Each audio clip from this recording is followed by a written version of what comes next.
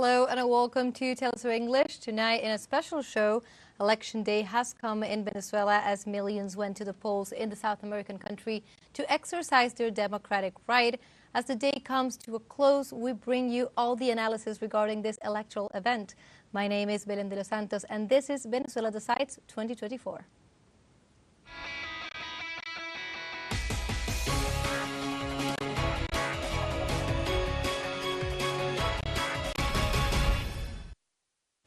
Now, to begin our show, as Election Day unfolds, the National Electoral Council of Venezuela confirmed the constitution of more than 95% of the polling stations throughout the country and highlighted the participation of the people in the voting process. Let's see. The President of the National Electoral Council, Elvis Amoroso, gave a balance in which he confirmed the installation and constitution of more than 95% of the polling stations and electoral centers nationwide. Hoy a las 6 de la mañana ya se dio apertura a las mesas electorales. Well, today at 6 o'clock in the morning the polling stations were opened. There were 100% already in the morning. At 6 o'clock in the morning, there were 100% of the technicians in each one of the polling stations, 100%. And up to this moment we have, Vice President, 95% is the last report we have. 95% of tables. And you have been able to see, through the media, that there is a great number of Venezuelan men and women exercising their right to vote as provided by the Constitution.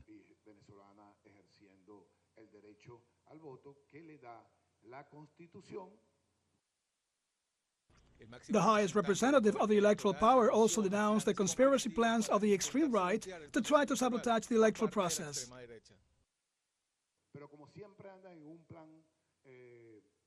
But as always, they are on a conspiracy plan, a plan B against all Venezuelans and against the homeland. They did everything possible, listen well, I am telling you at this hour, they did everything possible so that you could not exercise your vote today.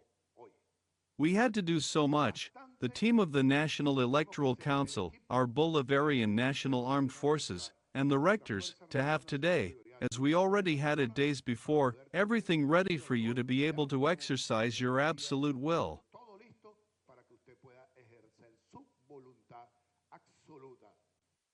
In this context, Amoroso denounced the confiscation and deviation of part of the electoral machinery as one of the far-right actions to prevent the elections from being held. Ustedes no lo saben, tampoco quisimos crearle angustia durante estos días.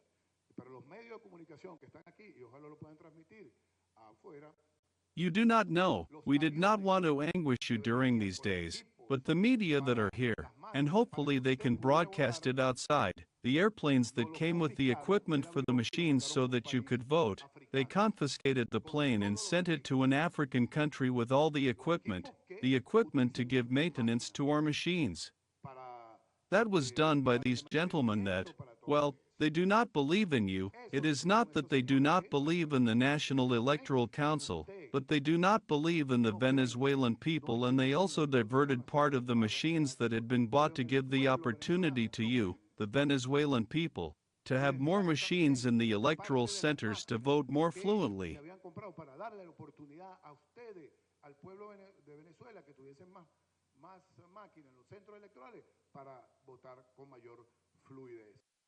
Amoroso also took the opportunity to highlight the high participation of the people and urged those who have not yet gone to the polls to exercise their rights.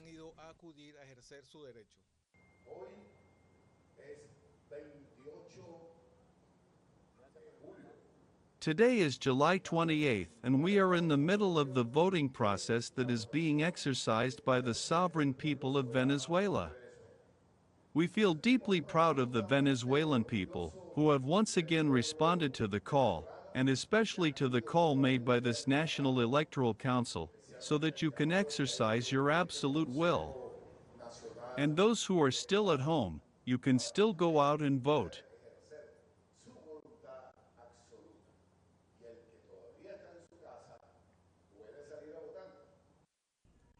The invitation of the governing body is to exercise the right to vote, to respect the electoral authority, and to wait for the official information. And now to begin our special analysis of the day, we welcome our special envoy, Yunus Soner. Hello, Yunus, can you hear us? It's a pleasure to have you with us as always. Hello, good evening from Caracas, from the neighborhood of Petare. We are at the center of Petare, right across the José Jesús de Arocha High School, where we have been based today. That was the election center. And here the day was very peaceful, very relaxed, very ordered, very peaceful, as I mentioned. It started very early. When we arrived here at 5 o'clock, we have seen a huge queue with people waiting in line since 2 o'clock or 4 o'clock to cast their votes. And during the day, the voting continued. On midday, when the sun was really hot, it deceased a little bit, and in the afternoon it took up again somewhat, though not as strong as in the morning.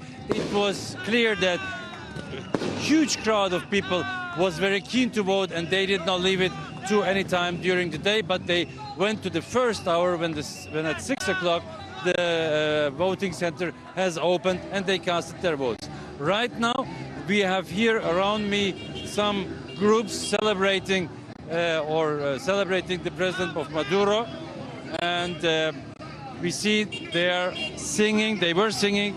Now we're moving a little bit inwards as traffic is taking up, and here you see in the background fireworks being shot into the air. Fireworks that indicate more celebration here in Petare. People were dancing just 5 minutes ago before this traffic went up. And here are more fireworks going on. The whole day was very, I must underline this, was very peaceful. People stood side by side. They cast their votes. There was no trouble at all. I have not witnessed any discussion between citizens. Everyone was very orderly. They had to wait in the morning. Once they entered the election center, there was a special waiting place organized with seats, so they had not to stand on their feet. They were waiting in line, very organized, and called by line and number, and cast their votes. So this was in Petare a very regular, very organized election day that is now ending up with some celebrations. Excellent, Yunus. So first of all, it's great to hear everything you were saying, that people are out in the streets, they're celebrating, that this was a calm and good election day. That is always good news to hear. And also, just before we finish with you, I would like to know what's coming on, what are people expecting, what are we supposed to expect in the coming hours? Well, now we just spoke to the technical staff here at the election center. The machines have been lastly audited, so the data is being transferred. Now what we have to expect is the National Electoral Council. The data is being transferred there. It's been collected there nationwide. All election centers are transferring the results of each voting center. Each voting center has one printout of each voting table, and this is a printout, a paper printout that stays in the center, that does not leave the center. That's important. If anyone runs around with a paper, that's illegal. And the digital version is being transferred to the National Electoral Center. That gathers the data, and that will gather the data until there is a winner which is clear. That means the winner has so much distance to the second candidate that this distance cannot be closed by the remaining votes. That is usually up above 90% of the votes being counted. This is where the National Electoral Council will share this information, which is being analyzed by the presence of representatives of all political parties that took part in this election, 38 their total number. Their technicians are there. They're following this process. And once it's finalized, it will be shared first with the candidates. And then afterwards, when the National Electoral Council has shared it with the candidates, it will later on then to give them some time to prepare their reactions and to prepare a possible speech they might want to hold. Then the National Electoral Council will announce the result, which will not be 100% a result, but it will be a definitive result because it will be a result that is mathematically irreversible. And that will be the only announcement that the National Election Council will make. For our readers outside of Venezuela who might not know the election system here very well, there are no intermediate results, there are no exit polls. It is not like 10% of the votes counted, it stands like this, 20% of the votes counted, it stands like this. No, this is not the case. Here, the National Electoral Council will announce one result, and that will be the final result, announcing the president. Later on, some days later on, they will announce the 100% of the votes result, but that won't change because the criteria to announce this result today is that it is irreversible mathematically. Thank you, Yunus, for joining us at this edition of Venezuela Decides. It's always a pleasure to have you.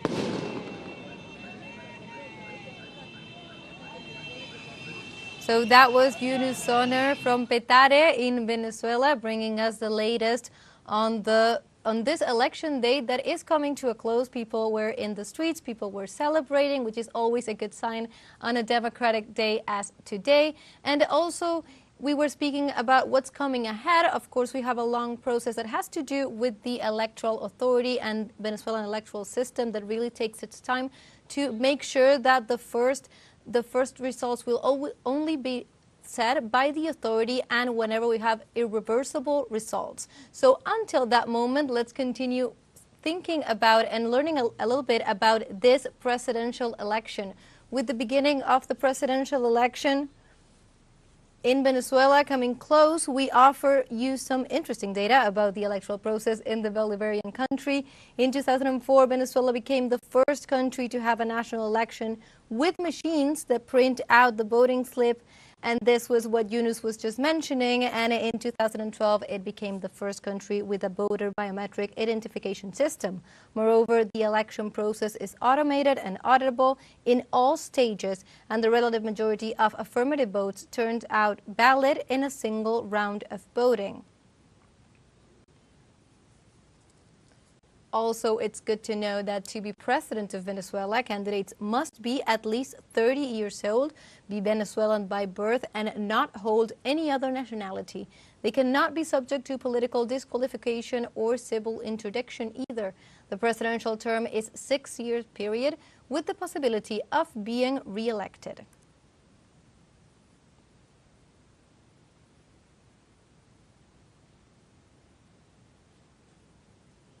And now, as we continue in Venezuela Decides, let us now review some comparative data which shows us how the Bolivarian Revolution has advanced in policies of expansion and access to public higher education compared to the Fourth Republic.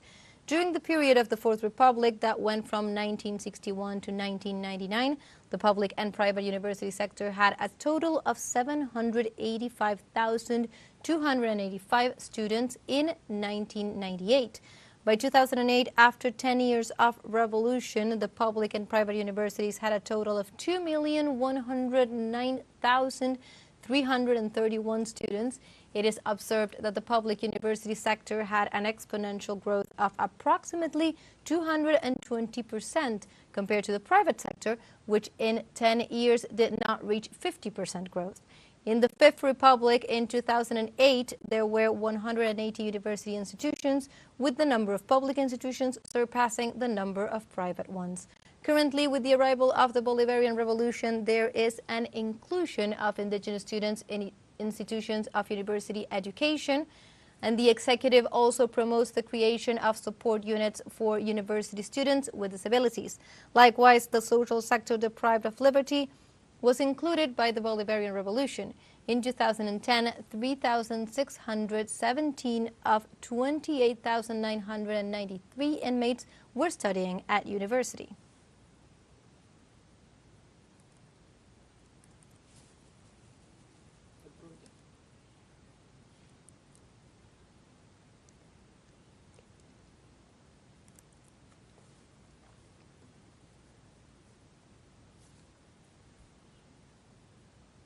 And now we go for a first short break, but before we leave you with some special material of what our analysts have said so far about what's at stake today in Venezuela.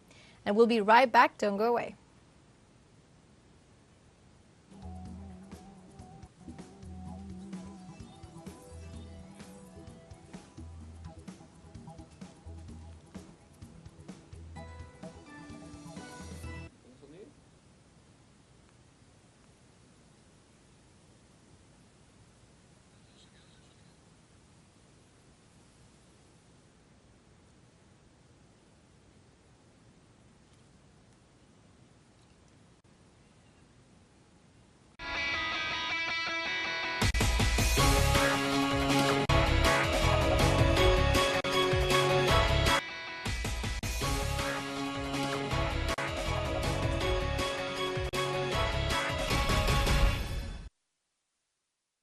And now we continue in Venezuela Decides 2024.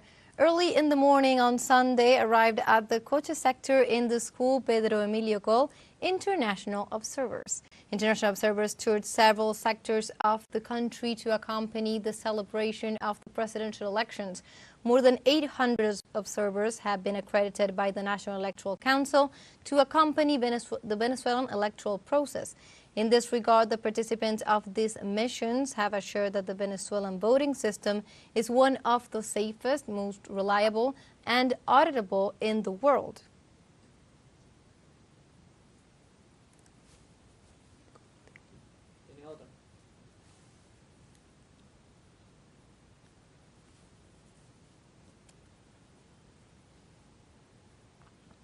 And the vote in Venezuela is done by electronic ballots, as we were saying. All the stages of the process are automated and subject to audit. Moreover, the machine is activated by the voter's fingerprint, and the vote is stored in the machine's memory that is captured in the print electoral acts at the end of the day.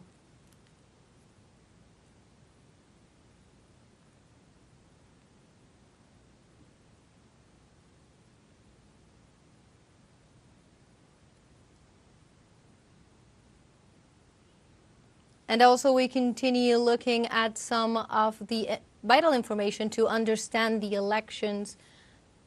The audits are comprehensible, and the automated voting system, the auditors, technicians, and officials participate in the process. Experts, international observers, and national observers also attend.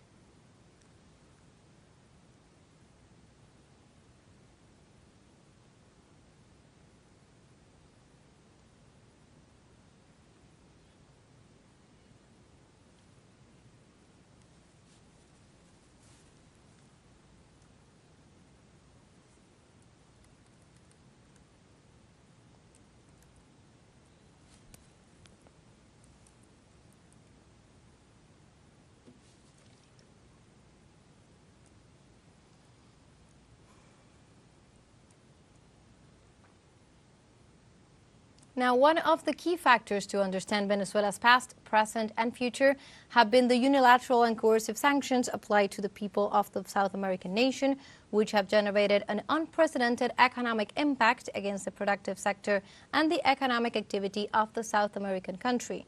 Today, ahead of these elections that took place on Sunday, this constitutes a decisive element that needs to be present in any thorough analysis of Venezuela's development, and that is what we intend to do. Let's learn more about them in the following piece.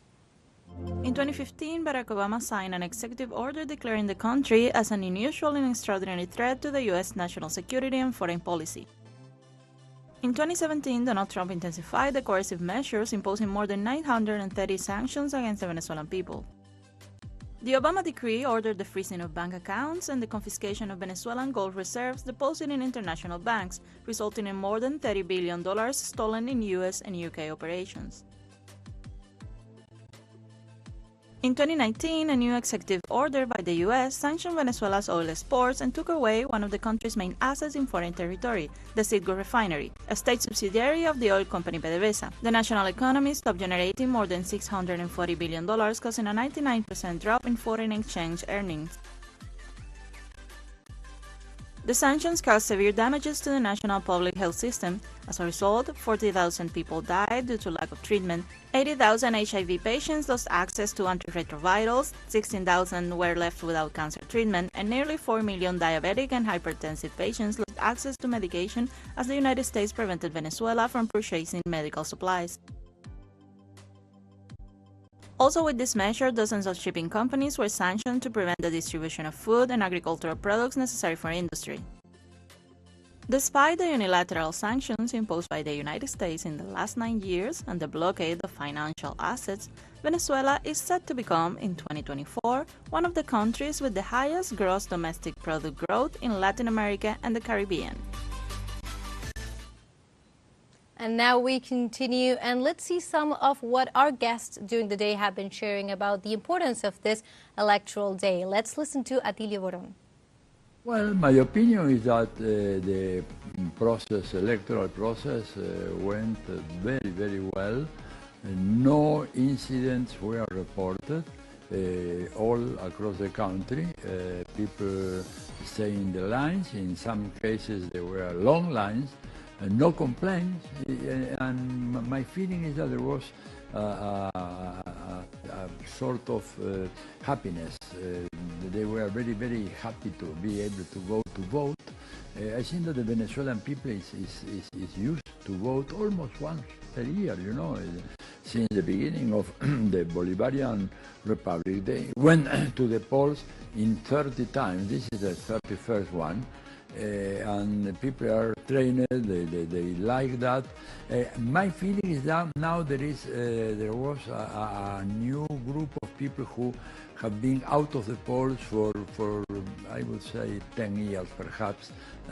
We are now returning to the electoral process. This has to be with all this conflict with the opposition, which did not go to the polls, they refused to go to the electoral competition, and that perhaps made that some of the voters were not used with the new machinery, electoral machinery that they have. The technology today is very simple but very accurate, and for a few people you notice that they were a little bit clumsy in handling the electoral machine, in which they had to push buttons and so on, especially people who are old. But the rest, you see, I was a little bit concerned that may have been some provocations or people saying nasty words to others, and nothing of that happened, at least in many of the reports I have been receiving from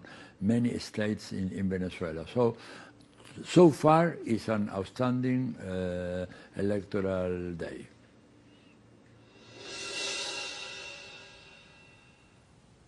So ahead of this election, militants all over the country have increased their efforts ahead of this election day that is about to take place and took place today in defense of the popular conquests that have been solidified since the beginning of the 21st century. More in the following report. In every area of the national life, the legacy of Hugo Chavez can be felt explicitly. I can't imagine Venezuela if not great.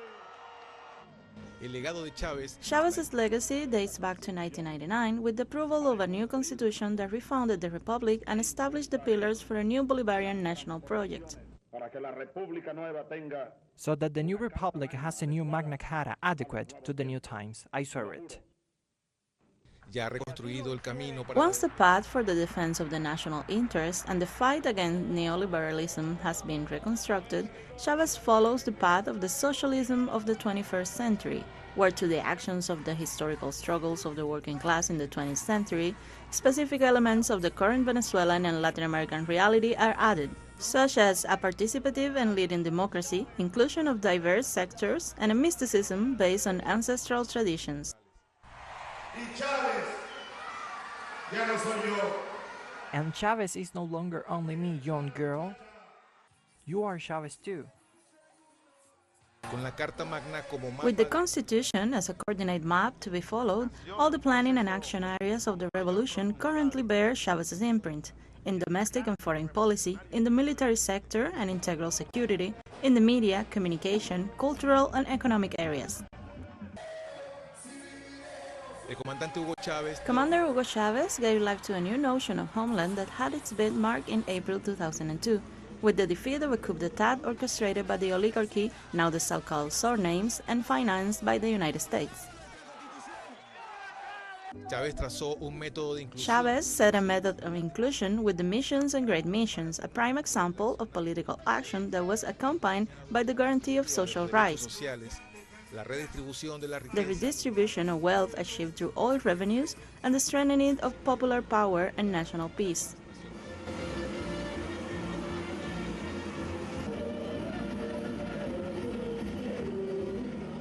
And let's go now to another short break, but before we leave you with some special material of what our analysts have been saying throughout the day. Let's see. Yes, the process in Venezuela is one of the best in the world. It has been recognized as such since a long time, and not by Chavistas aficionados, but it has been recognized as a very excellent, transparent voting process by the Carter Institute, for example, which is not leftist. So what is important in Venezuela to understand for the voting process is that you have 14 audits on the process. It's an electoral process, but with audits all the time. So this is the most important thing that have to be recognized. There are also almost 800 observers in worldwide, and this is one of the main work that is done by the foreigner observer, and there are also professional experts of the process. So it's a very complete process, and this is how it works today. We are completely sure that the process will be transparent and good.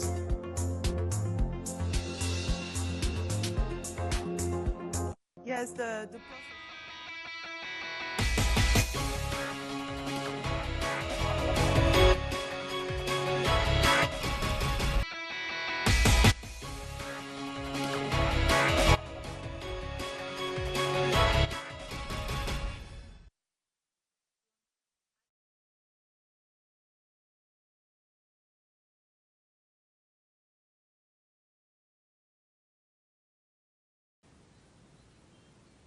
And welcome back to Venezuela Decides. And now we welcome Bijay Prashad, Director of the Tricontinental Institute for Social Research.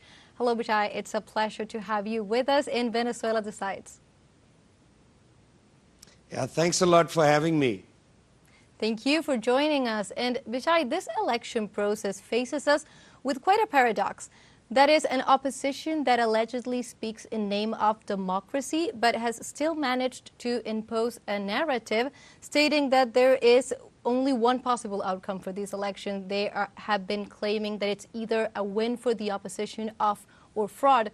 So I would like to start this analysis today by thinking about how the international press has bought this version and ask you, what is the level of confidence in the Venezuelan electoral? I'm sorry, we have to interrupt. We're going to Jorge Rodriguez, who's speaking live. We'll come back to you. So let's see. De Venezuela. We want also to thank the National Electoral Council, to the 5 representatives that today have been given a new demonstration of a system, of electoral system that works clearly and has allowed to the Democratic Party to be with tranquility and peace.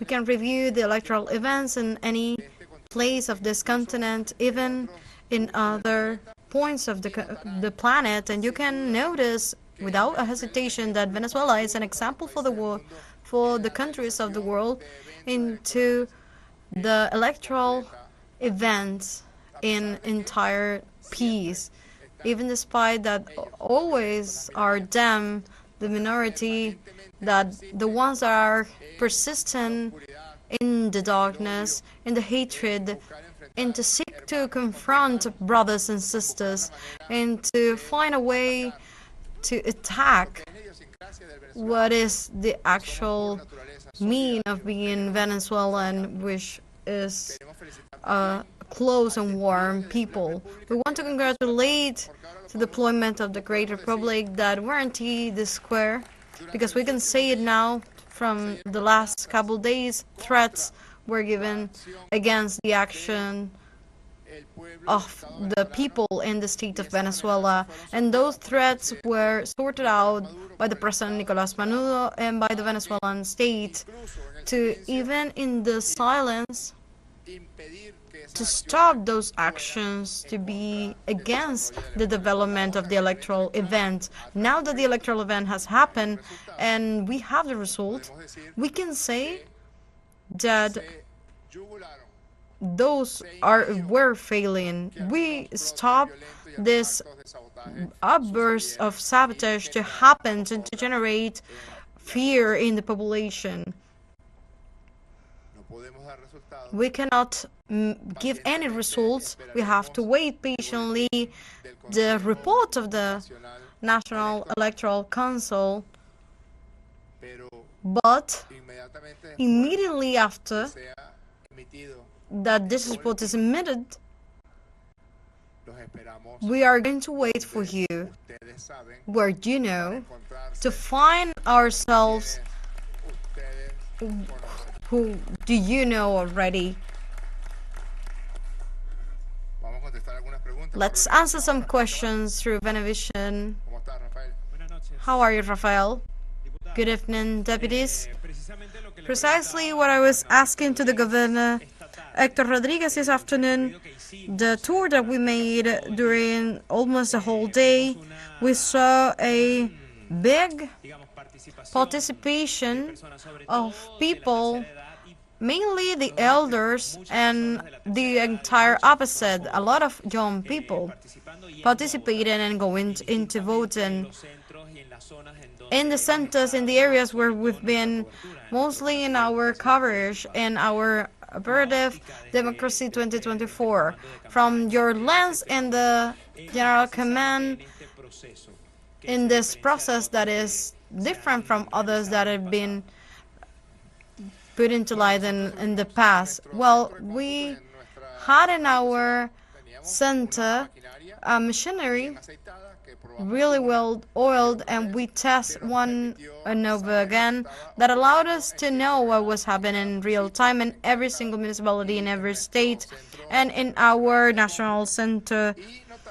And we noticed a development of the event of elections with a characteristic, and it was the participation with an asymmetry in the centers of the polling stations. For example, the Caracas city, in the voting centers of the east of the city, they started, as naturally happens in these centers of election sectors, with a participation, a very important participation in the first hours, but in the next hours was unflattened in the participation in those centers, and also in the rest of the centers. And other example, in the popular areas in the interior of the country, and the areas where the strength of the revolution of Venezuela, they started also with strength, and we could determine that our elderly population were the ones that went earlier to the votation centers. And as you were saying, in the popular areas in the interior of the country was maintain the influx of votation. During the whole day, Diosdado, Delcy, Hector, and I, we were in an election center in the Sucre parish in Caracas, and they were still voting at 5:30 p.m. when we were there. So there were happened as in interior occasions an asymmetric participation, speaking of voters. The perception and the elections that the lesson that Venezuela is giving to the world is that we have the strength, we have the determination to make the matter of Venezuela from the Venezuelan and among them.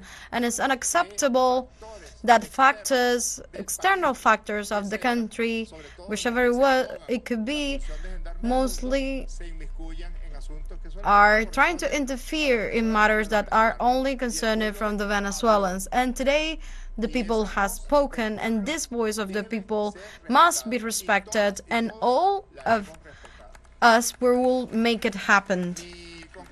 My conclusion, I think, that is closed a stage that the people is given a very important lesson to the ones that are calling for violence and the sanctions requests against Venezuela. The ones to clap and celebrate that 962 sanctions are weighed upon Venezuela, and like the 17 Constitutive Assembly signed the peace for the Republic. These elections and this result will mark the defeat of the extreme factors in Venezuela and are signing the definitive defeat of the aggressor from the exterior. A new stage has come, new stage of build. The stage where the first decree, I cannot say that. We will speak about that later. But a new stage is building where the Venezuelans, we can find each other, we can, as in other times we've been doing, to give conversations among different sectors. And the main mission is everyone to put the effort together to this economic recovery will be faster in Venezuela. By Televen, Daniel Alvarez. Good evening, deputies. Good evening to my journalist colleagues. I want to ask, the governor of Miranda has indicated a few hours ago that Operation Remate is being carried on, and I want to know if it's happening right now and which city. Thank you. Well, Daniel, the 6 a.m. till dark, from 6 a.m. till 6 p.m. and in some occasions when there is a wide participation of voters, the National Electoral Council has decided to prolong those voting events, but as I was saying, there was a meaningful participation in the morning hours, and this group of the center that is a characteristic is find ourselves in sectors of the half and high class in different cities, unflattered very fast.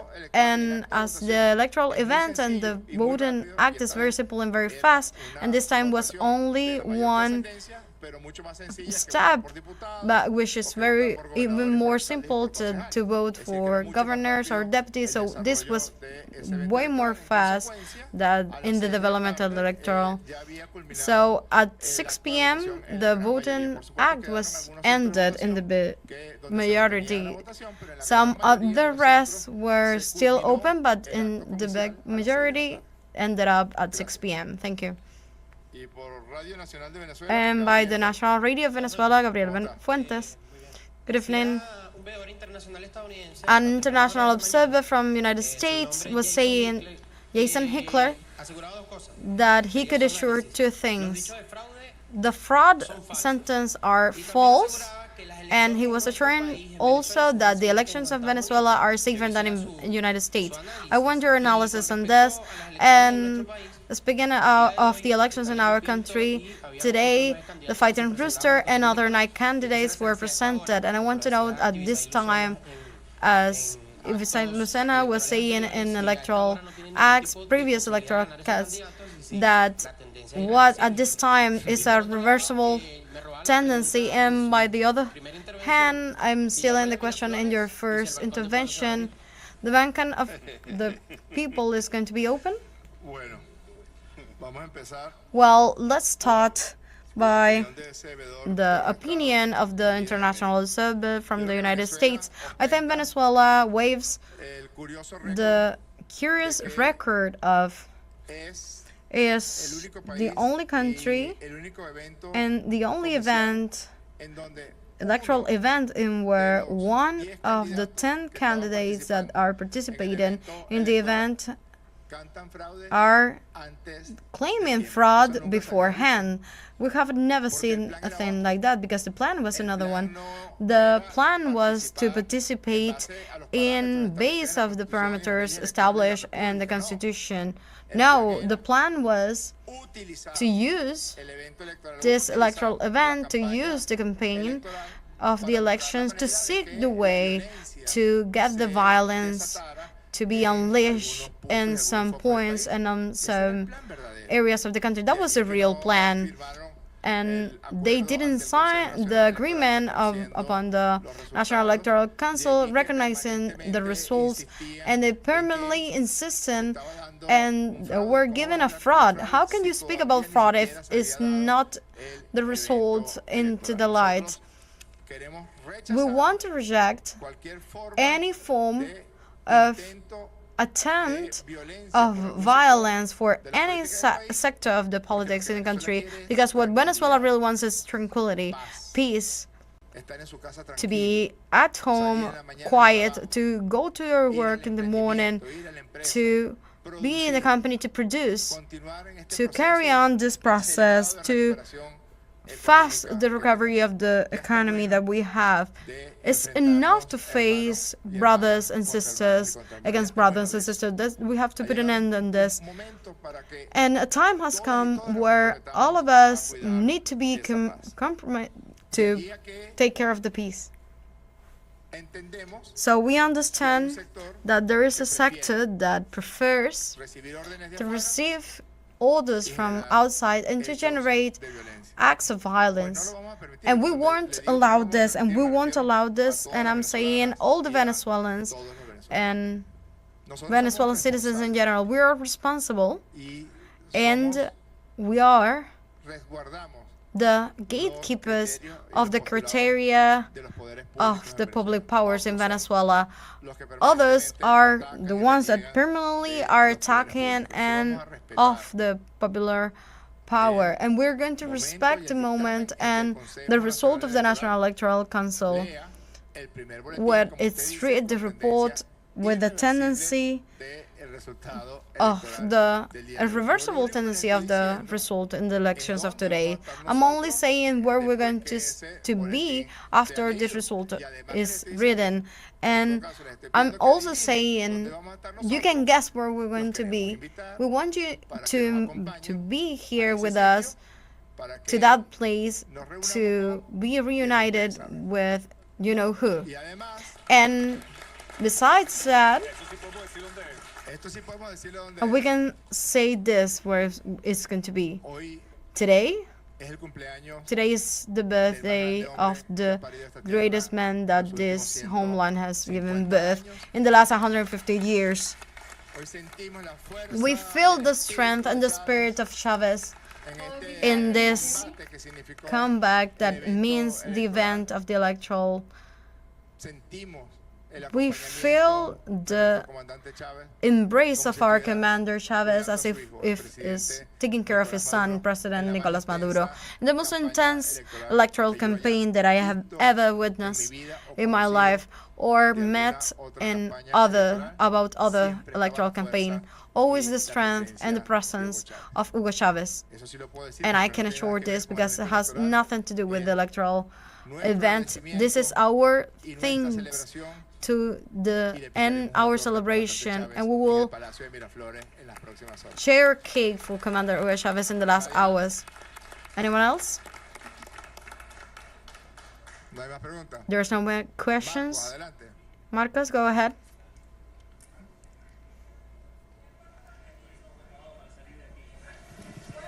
Gracias.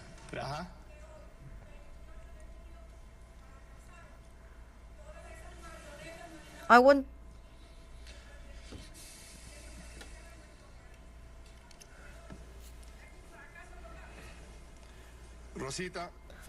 Cressida, the violence has failed, the hatred has failed, and the love has won, the independence has won, the sovereignty of Venezuela has won, and also won the peace.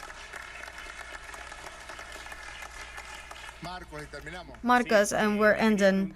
I want to ask for a tweet of Leopoldo Lopez from a few minutes ago that says, we need to believe it because we won. And it was something like that. What is your thoughts about this? I will invite you to search in any web page and on the internet the definition of two psychiatric disorders. One, the psychopathic of personality trust, and two, antisocial illness of personality. Those are your answers. Thank you. We were listening to Jorge Rodriguez live from Caracas. Of course, he is the president of the National Assembly and also chief of the Venezuela Nuestra campaign. Let's go back to our Caracas studios, where we were talking to Bijay Prashad, the director of the Tricontinental Institute. Hello, Bijay, can you hear us now? Yes, live and direct. Thanks a lot. Live and direct. That is great. We were so sorry to interrupt you. Of course, election day has these things. We are coming and going from live news.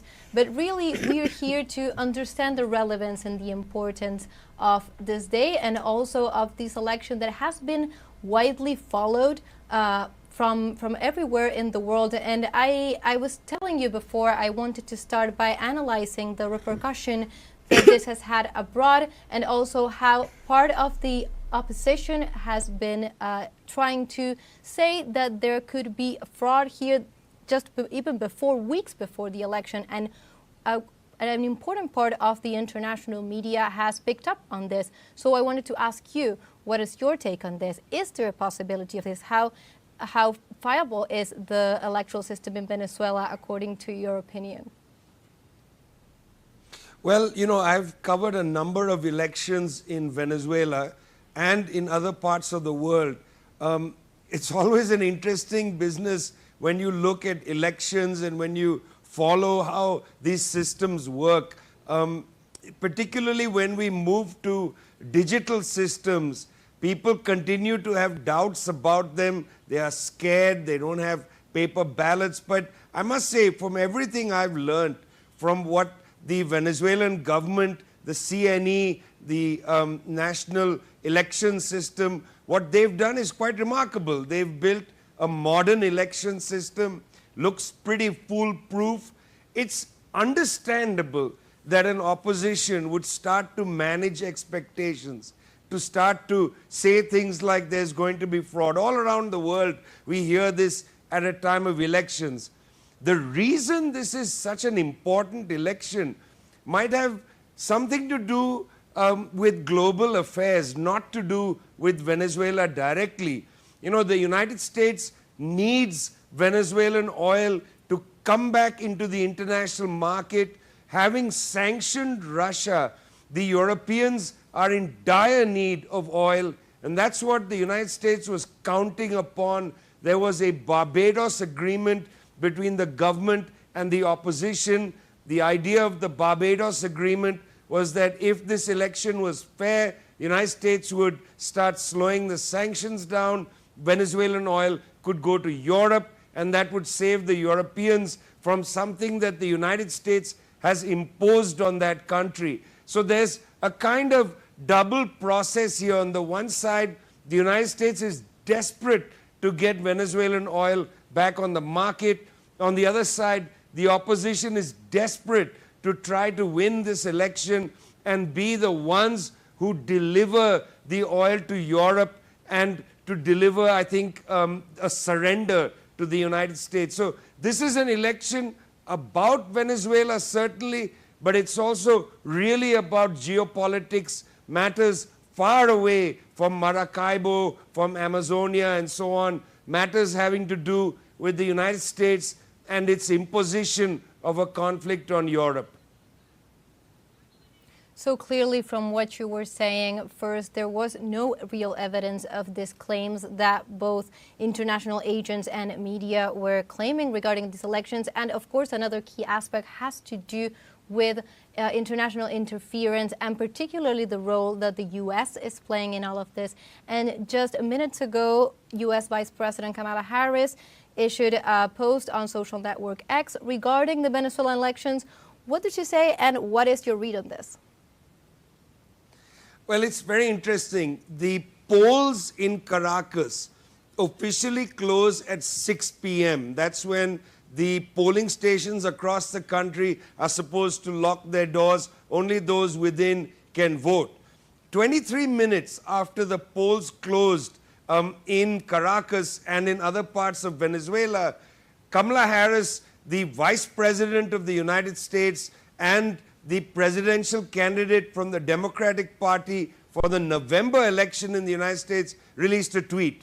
23 minutes afterwards, the tweet very quickly got over almost 2 million retweets. That means that a lot of people at least looked at this tweet, paid attention to it. What did she say in it? On the surface, it's a completely bland statement. She says that, you know, the election has happened, the United States government is going to watch it carefully. The people of Venezuela have voted. And then there's a key line in the tweet, which I think people should pay attention to. She writes, despite the many challenges, we will continue to work toward a more democratic, etc., etc. In a way, Kamala Harris seemingly is conceding the fact that the opposition may not have won this election. Despite the many challenges, we will continue to work. This means that the United States might be willing to concede the opposition hasn't won, the Barbados Agreement should go ahead, and Venezuelan oil should enter European markets. That's one, I think, pretty generous reading of Kamala Harris's tweet. But I'd just like to say something about her own bona fides. Pay attention to the fact that Kamala Harris is now going to be the Democratic Party's nominee for the President of the United States. But she didn't participate in even one primary election to win the spot at the head of the Democratic ticket. In other words, she was parachuted into that role. It's rather odd for Kamala Harris, who was undemocratically parachuted into the role of being the Democratic candidate for President of the United States, to now lecture people about democracy. She herself has been a beneficiary of undemocratic means, and here she is trying to tell the world about democracy. It's so typical of the hypocritical behavior of politicians in the United States. So unfortunately, it seems that this media narrative also imposed by all of these interests that you were talking about really prevents us from thinking, as we would do in any other election, which are the models of country that are being confronted in this context. So I would like to get into that discussion. That part of the opposition has been very skillful to skip. On one hand, the ruling party is betting on economic recovery after the impact of the so-called sanctions, to relaunching national production and self-sufficiency in order to reduce the dependency of its economy. But on the other hand, the opposition repeats ultra-liberal speeches like those being exercised in Argentina with Milei, for example. How would you describe this difference in production models on what is at stake here in Venezuela? Well, you know, I was in Venezuela in the 1990s during the administration of Mr. Perez. At the time, Perez, who was a pretty ordinary social democratic president, had told the Venezuelan people, I promise not to come to the International Monetary Fund. I promise not to beg them to provide small amounts of money, and then we sort of surrender our oil to multinational corporations. But in fact, having returned to power, Mr. Andres Perez decided to go to the International Monetary Fund, surrendered the economy, produced an austerity situation which led to the Caracazo and eventually the emergence of Hugo Chavez, whose birthday it is today, and the movement that won the election in 1998. It's important to reflect on that, because in many ways, people like Leopoldo Lopez, Murray Machado, and of course the candidate. I mean, he's a Potemkin candidate. Mr. Guterres is not really the candidate for the presidency. Behind him is Machado, who's puppeteering this whole business. But these people want to U-turn Venezuela back to the 1990s, return to the International Monetary Fund, return to a kind of austerity for the poor, austerity for the working class, surrender the oil to the big multinational corporations and allow the wealthy, the old oligarchy, to take back what they think is their own. That's what the right, the opposition wants for Venezuela. On the other hand, you have the Bolivarian project, which has been struggling to break out of the stranglehold of the illegal unilateral sanctions by the United States, wants to find a way to diversify the economy, trying to utilize the new rebalancing in the world order, the emergence of China, the emergence of Russia, the help given by Turkey and so on, to use this rebalancing to find a way for Venezuela to break out of the shackles of US imposed sanctions. That's the clear choice in this election. Either you want to return, back to the future, to the 1990s with the opposition, or you want to struggle ahead to try to build a decent society for all the people in Venezuela. There's no third choice on this ballot, even though there are other candidates. There's no third way. These are the two ways. Whatever criticisms one might have of the situation, this is not the time to think about those criticisms. Obviously, there's lots of scope for improvement, but we got a pretty clear choice here. Either you go back to 1995 or you go ahead to 2025. That is clear. And now that we have the time to really think about Venezuela and what's at stake, commune organization has been widely highlighted as one of the key aspects to understand the Venezuelan model. Does Venezuela represent the search for a new type of socialist production? And if so, how do you view it? Well, very frankly, I think the communes, cooperatives and so on play a very major role in democratizing production for consumption by people. You need to find a way to bring democracy into the economy. But communes by themselves will not be enough. I mean, once the revenue starts streaming into Venezuela, it's very important to build the net fixed capital, to build infrastructure, to build better roads, build bridges, build productive forces in agriculture and so on. Very important to go in that road as well. Venezuela needs both the communes and it needs the bridges and factories. You need both things to have a balanced economy. And right now, the United States government, helped along by the European Union and other forces, have very skillfully prevented Venezuela from building up its net fixed capital, from building bridges, from building hospitals, from building industry and so on. They've skillfully suffocated this sector of the Venezuelan economy. And now is the point, I think, in a third term for Mr. Maduro, where emphasis needs to be placed on building the physical plant of Venezuela, upgrading institutions around the country. This has to be the opposite of what Javier Milei is doing in Argentina. Mr. Milei, who's locked arms with the opposition in Venezuela, is destroying the Argentinian economy. He's cannibalizing that economy. You can't live in a world of cannibalism. You have to provide a world where people are able to democratically have an economy in which they are breathing and being full human beings. And I think that's precisely what's on the table for a third term for Mr. Nicolas Maduro. Thank you, Vijay, for joining us and also for giving us such a good read on what is really at stake today. Thank you for being here in Venezuela Decides. My pleasure. That was Vijay Prashad, Director of the Tricontinental Institute of Social Studies. We are going to a short break now. Don't go away.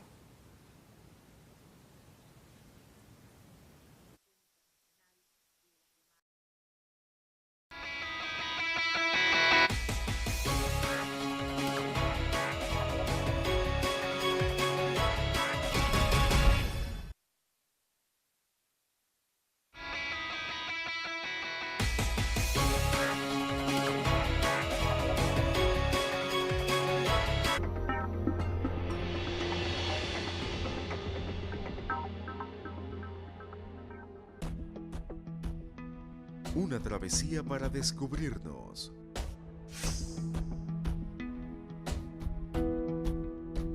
Buscamos conexiones perdidas. No nos queda otra que luchar, porque no tenemos nada que perder. Realmente es por todos. Recorremos el mundo con Reportajes TeleSUR. Saturdays. Only on teleSUR. Follow the most important global events through a comprehensive perspective. With a team of journalists in 25 locations around the world to convey our people's reality. From the South. Weekdays. Only on teleSUR.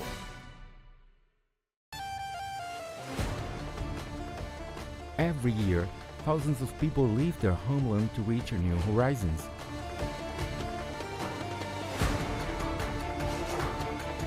A reality of those people who struggle for their freedom. Know the diverse causes of those who live between borders. Thursdays, only on teleSUR.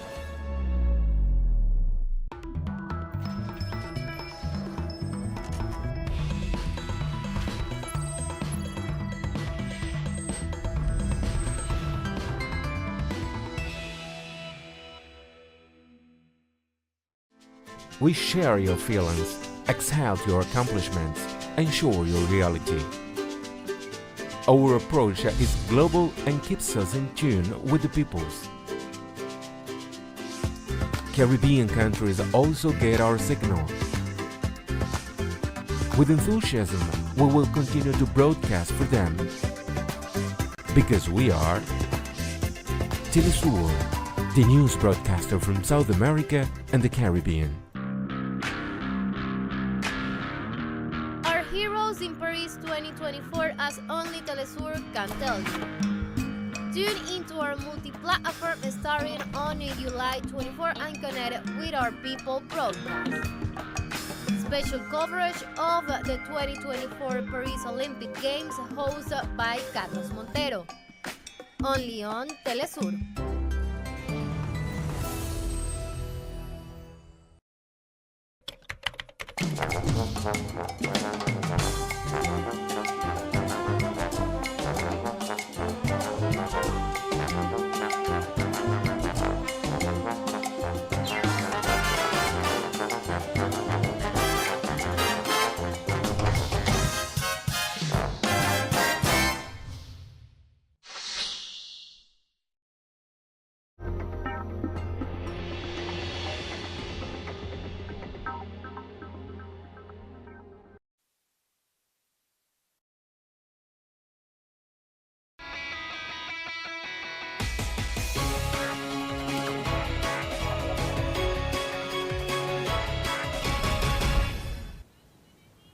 Welcome back to Venezuela Decides 2024, and we're going to look at live images from Buenos Aires, actually, from where Venezuela is denouncing the siege of its embassy in that city, the capital of Argentina.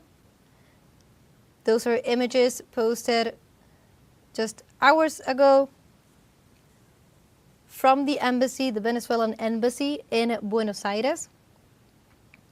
And denounces were made for the irresponsible actions and also the interference that has been carried out in the siege against the Venezuelan embassy in Buenos Aires. The Minister of Security of Argentina, Patricia Bullrich, has been denounced of violating international agreements that are calling for hate and violence. So the images that we're looking at are images from the Venezuelan embassy in Buenos Aires. Let's recall that during the past days, there has been an increasing amount of direct and indirect interference from the Argentinian government on the Venezuelan campaigns, but particularly by the ties that they have been building with a sector of the opposition as Venezuela denounces that this is a way of interfering in internal affairs and has been meddling on the importance of the democratic day that Venezuela has been living and is still living today. Let's recall that today Venezuelans headed to the polls, both in Venezuela and around the world. And of course, these denunciations come in a context in which Argentinian government of Javier Milei has been harshly interfering and commenting on the situation. And now we're going to see live images from the Operation Republic in the context of this election. Let's listen. The rights from all citizens in a way that we will continue to work into the welfare, the peace, and the happiness of the Venezuelan people. And congratulations to the efforts that it's been upon with the armed forces of Venezuela, and we continue to work until this Republic operation to finalize. Thank you very much.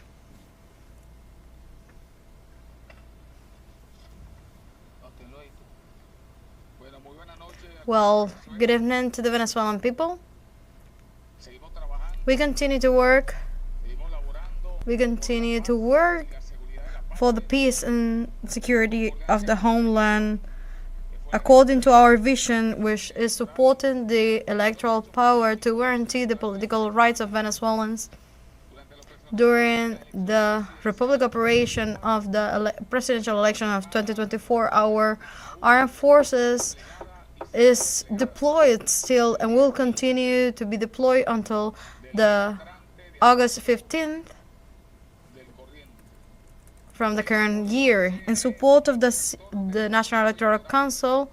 In this electoral process, we will continue to safeguard the security of the voters and the citizens, guarantee the order and guarding the custody and the instrument for the elections from technology and not all the infrastructures and platform of support of a strategic matter that in some way are serving for the welfare of our population.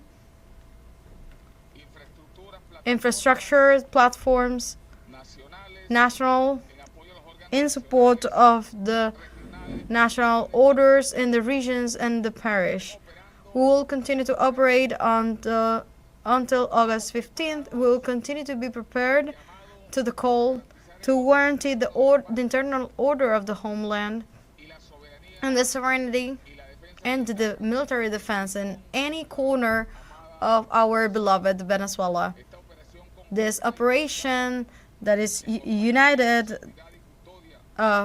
in safeguard and custody under the control of the Strategic Command of Operation as a maximum organism that integrates and guarantees the third stage of order, public order and peace, where we'll be in the homes and families of the homeland for the protection. This Operation Republic, according to the electoral chronogram, is based on 3 phases: a pre-electoral phase, an electoral phase, and a post-electoral phase. And at this time, there is a transition where we're finalizing the phase of the elections and we're entering to the post-electoral phase. This post-electoral phase has 4 stages itself. 1, deployment of the envelopes by the airway to be executed from today till the 30th. Number 2, an operation of receipts of the envelopes from today until the July 30 from all the national territory in a deployment of these electoral materials. Number 3, deployment of the electoral tables and to the safeguard of the box in Mauritius from the 28th until the July 30th. And at last, a deployment of the technological and non-technological material that goes from today until August 15th from the current year.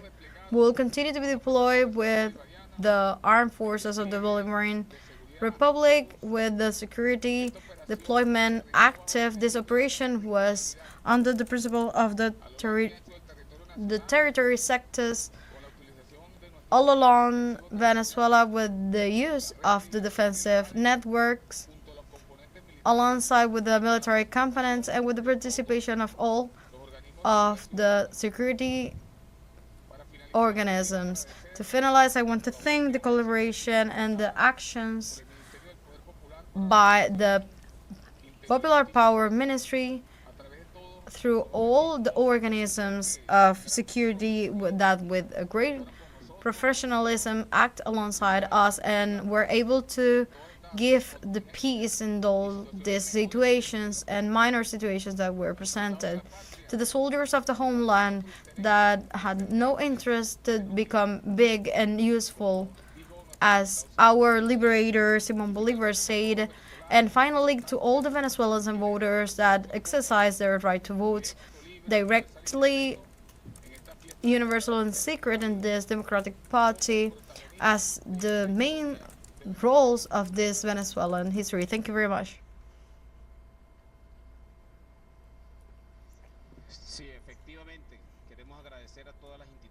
Yes, we want to thank to all the institutions, the Supreme Court of Justice, the Public Ministry, to the citizen security organism, to defenses of the people, all the institutions that were alongside in a coordinated way, making a mass, indestructible joint that gave us a result, this situation that we're seeing now at this time on July 28th. I want to thank all the efforts, all the times of work, all the times of capacitation, all these hours of coordination, because the people of Venezuela definitely deserves it. For the rest, I say to the Venezuelan people, let's wait for the results.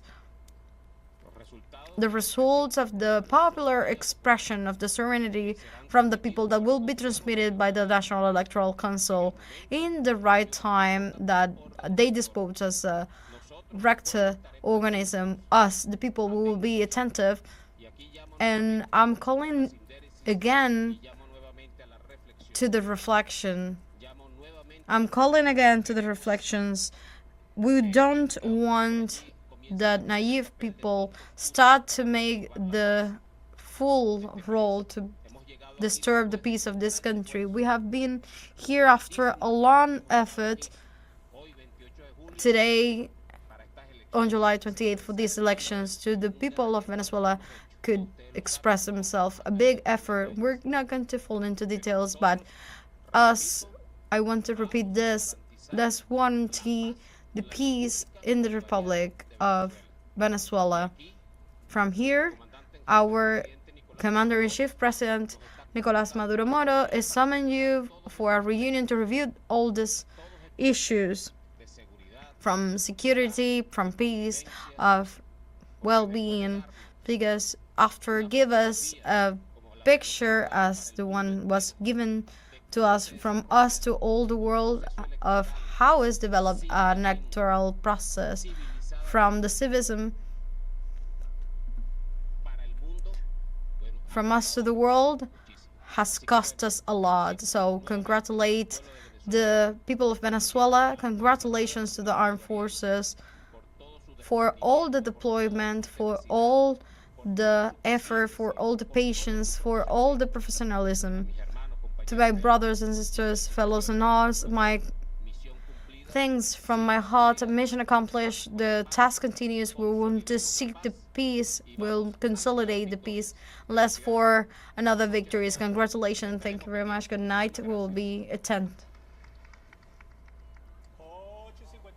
We were listening to Remigio Ceballos, Interior Ministry of Venezuela, Domingo Hernandez Lares, Chief of Strategic Operational Command, and Vladimir Pedrino Lopez, Minister of Defense. They were speaking to the development of the Operation Republic. Let's recall that this operation is in charge of the security of the electoral process this day, an election day in Venezuela.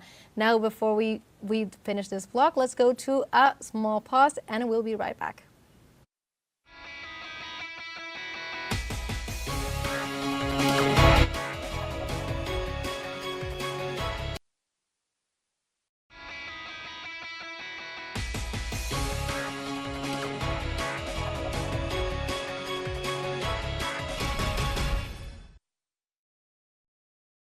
Venezuela Decides 2024, as we welcome now journalist Fernando Casado to continue going over this election day and its relevance for the nation and also for the region.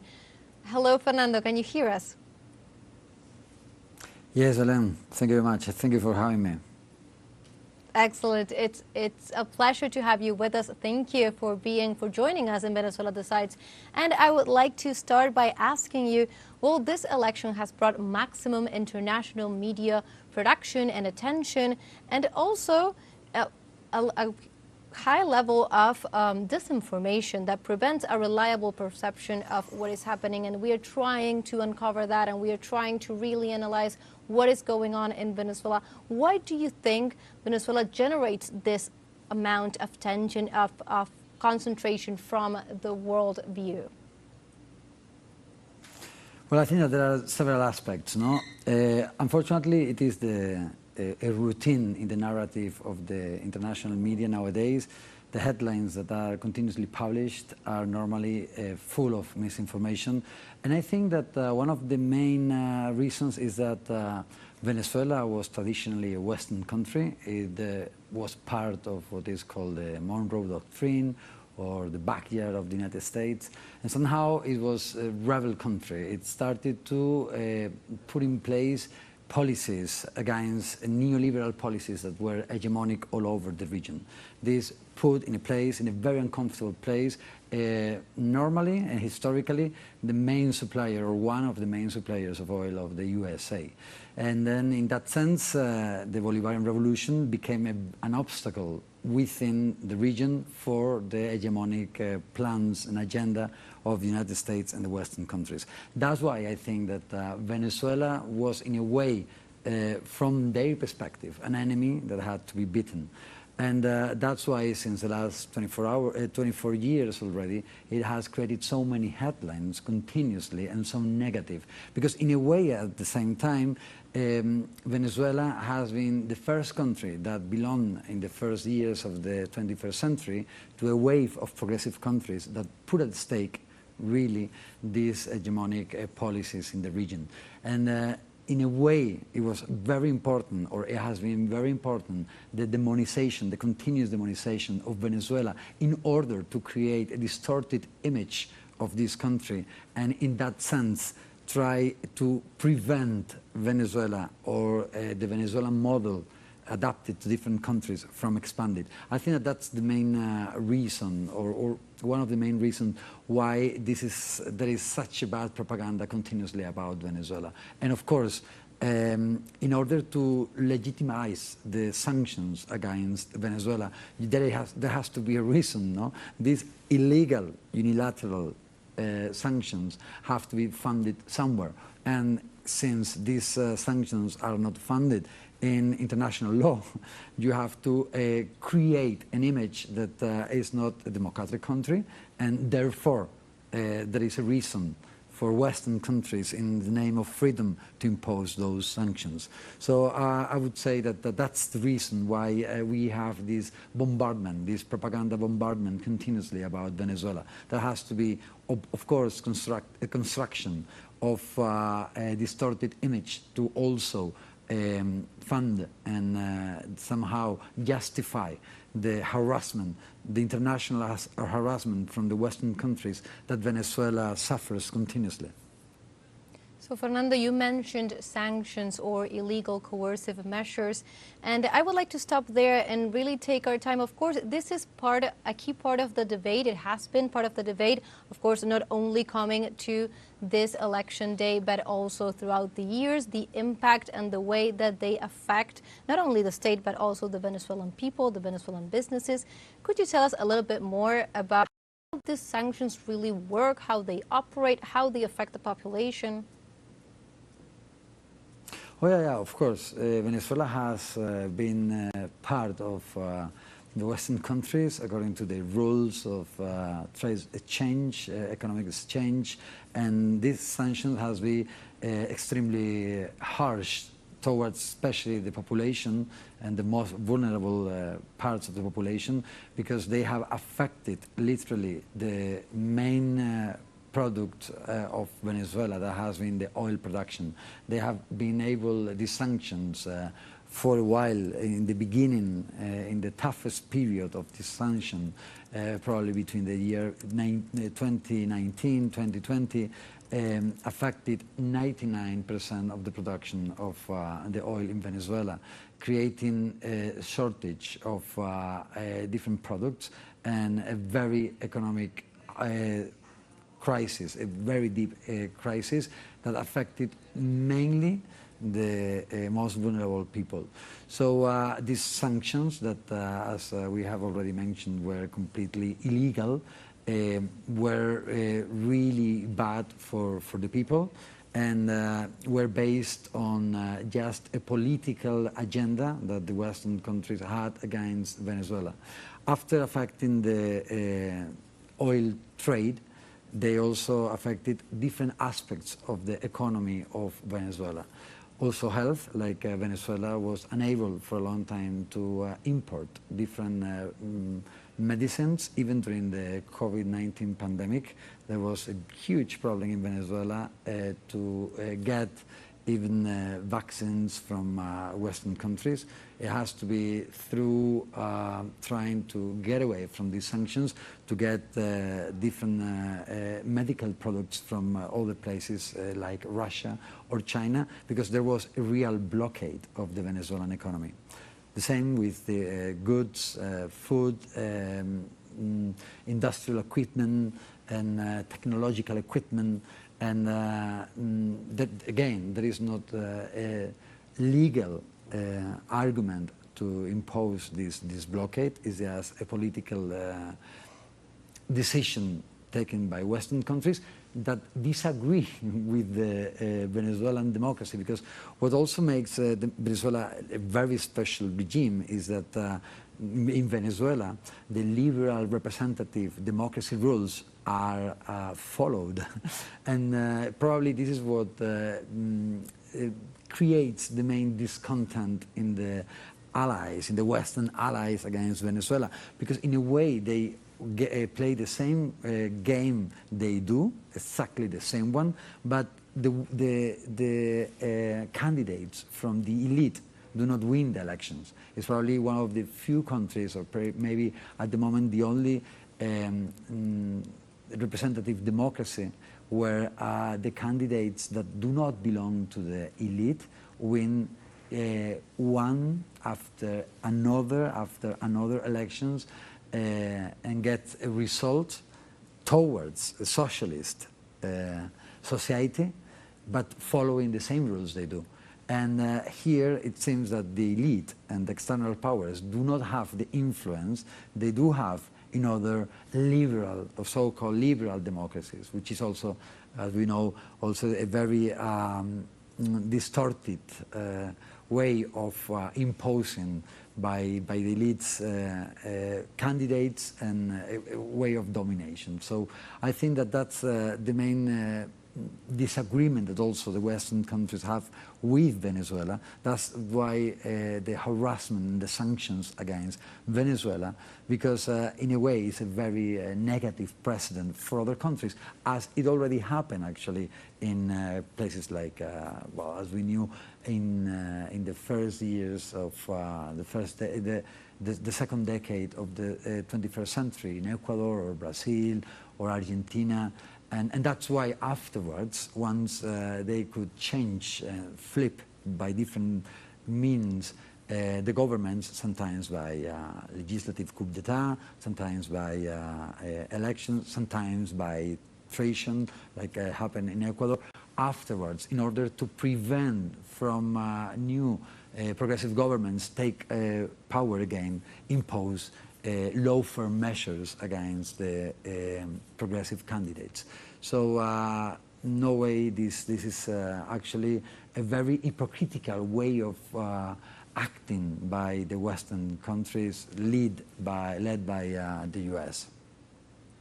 Right, and you were speaking to the hypocrisy, and definitely there's something to it if we think that, for example, think tanks in the US are just now, in the past days, already talking about and recommending the emissions of new U.S. sanctions in the face of a possible electoral outcome that does not respect what they seem should happen. So it begs the question, really, what is the democratic element of that type of interference?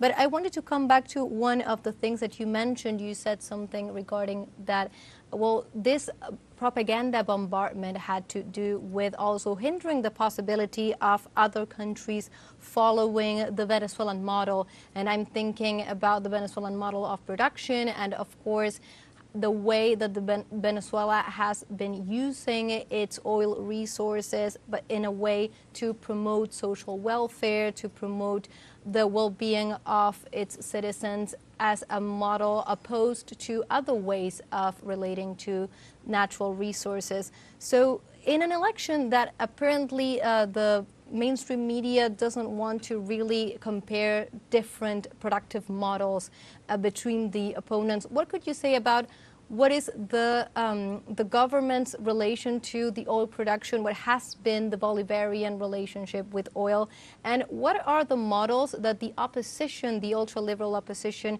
is bringing to the table? Well, we have seen it, no? We could now, during this process of sanctions, that the opposition agreed completely in the expropriation of Citgo, no? One of the main assets of Venezuela abroad, no? And at retail, maybe one of the main oil industries also in the US, no? With an estimation of $50 million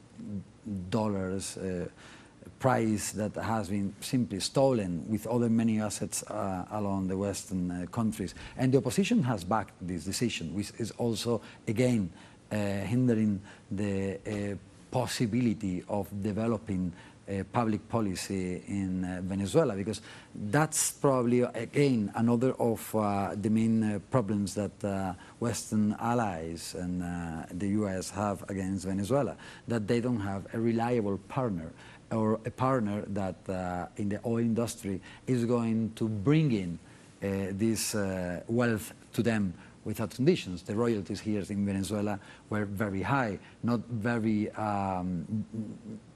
the benefit for the state, for the Venezuelan state, was very high in relation with the benefit of the private companies.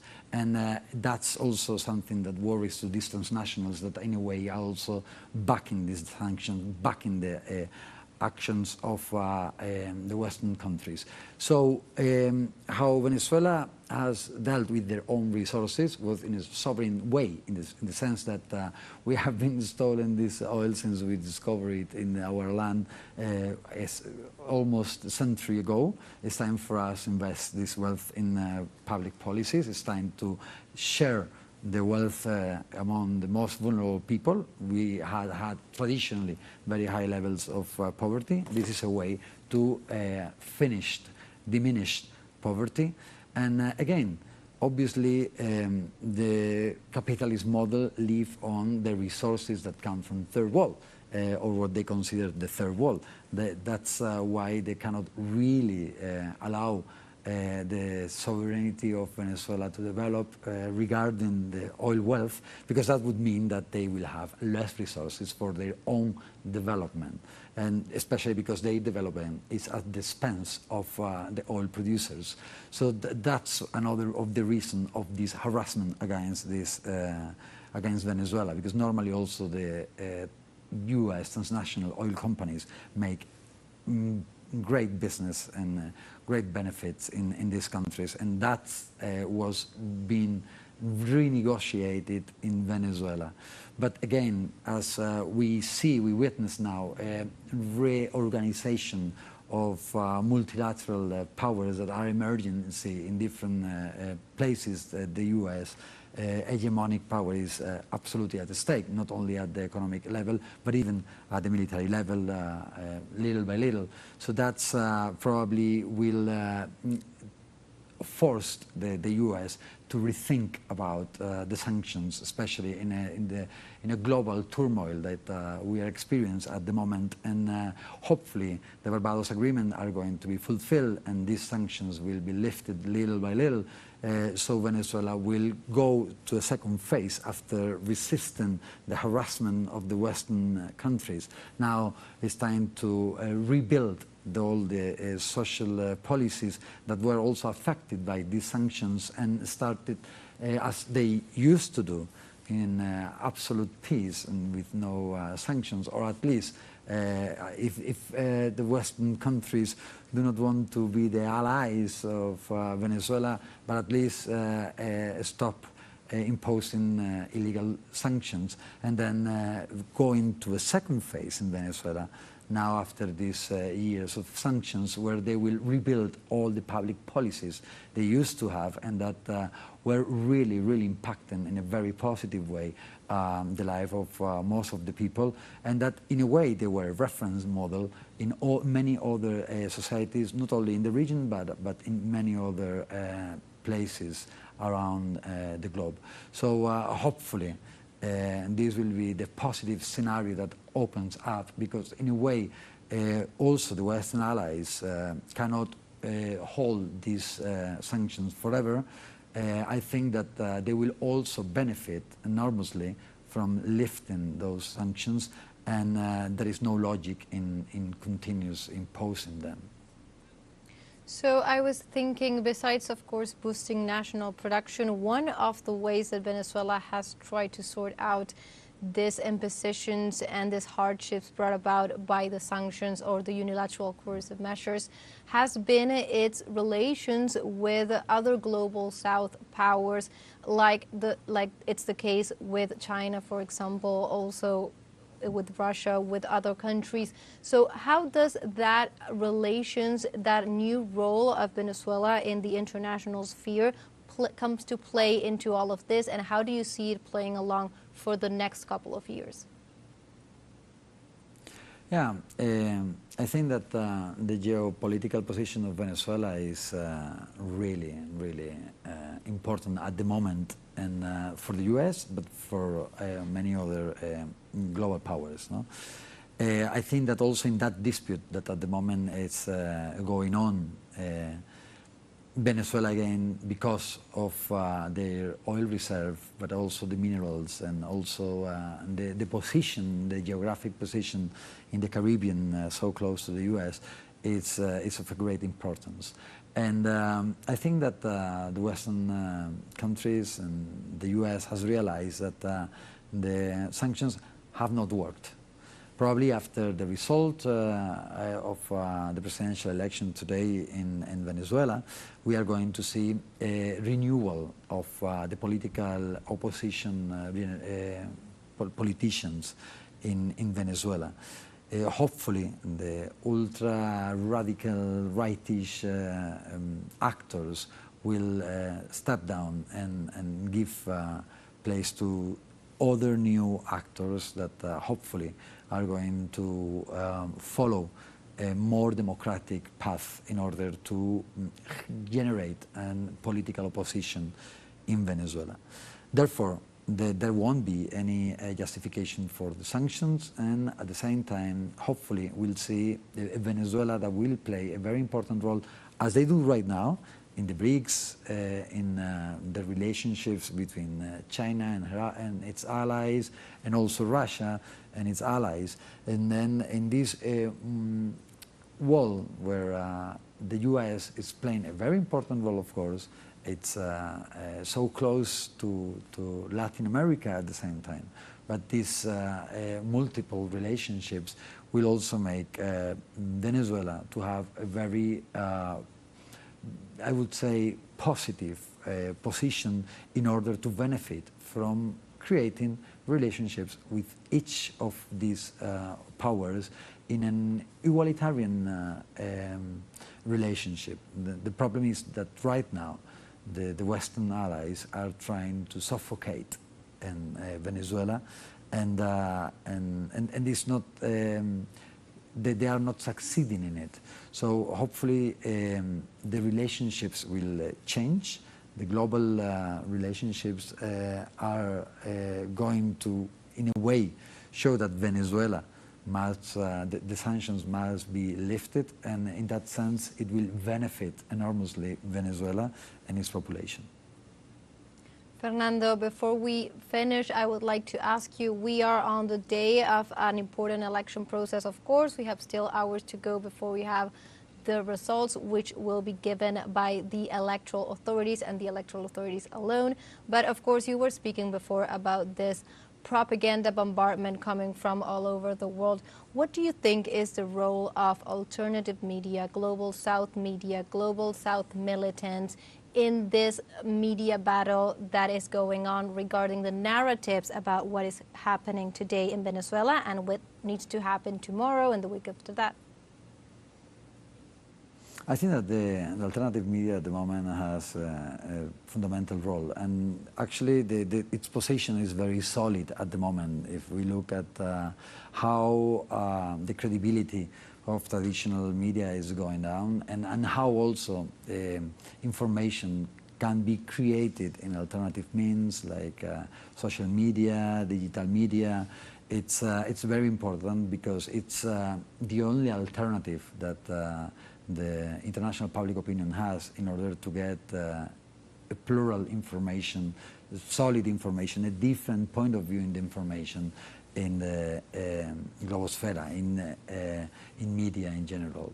So since traditional media has played, mass media has played a fundamental political role in order to create this common sense according to the view of liberal perspective and the leaders of the Western Union that want to shock Venezuela. I think that the alternative media in that sense, it's really important in order to be able to generate new narratives where people can get an information that otherwise would be absolutely impossible to get. But because if there is an economic blockade against Venezuela, there is also an informative blockade against Venezuela. And if you try to look at mass media from all over the Western countries, it's something unbelievable. They have exactly the same narrative. They are already talking about fraud. They have as their main and almost only sources of information the political opposition actors, and therefore they build up a reality that only fulfills the points of view of those who are against the government, but the reality is much more wide. The reality is much more plural. So in that sense, the only window at the moment we have public opinion outside Venezuela has to get an information based on different point of view is this digital media. So I think that thanks to this digital media, many people can get a different narrative of what is going on in Venezuela that fits better with the reality of what is happening in Venezuela. That is clear. So, Fernando, we are going to a short break now, but please stay with us. We will continue talking over this important day in Venezuela with you as we come back, and stay tuned with Venezuela Decides.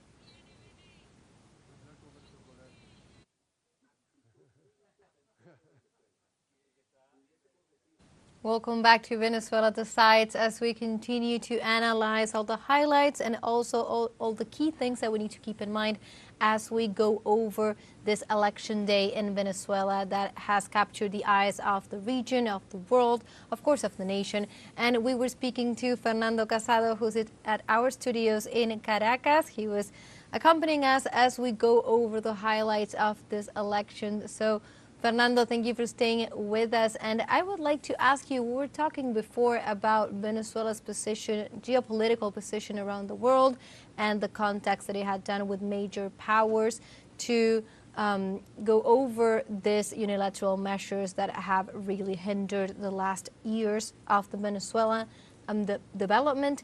I would like to ask you about its position in the region, specifically its relation to the Latin American and Caribbean countries.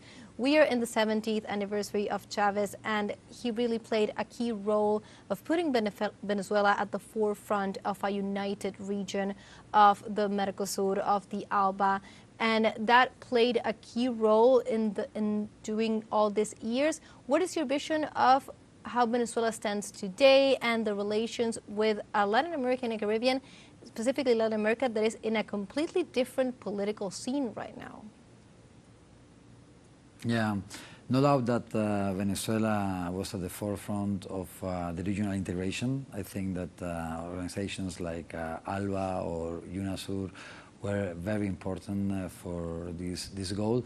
And I think that the sanctions and also the reverse wave of rightish governments in the region also jeopardize somehow this process of integration that has been deepened for the first time after 200 years of Republican history.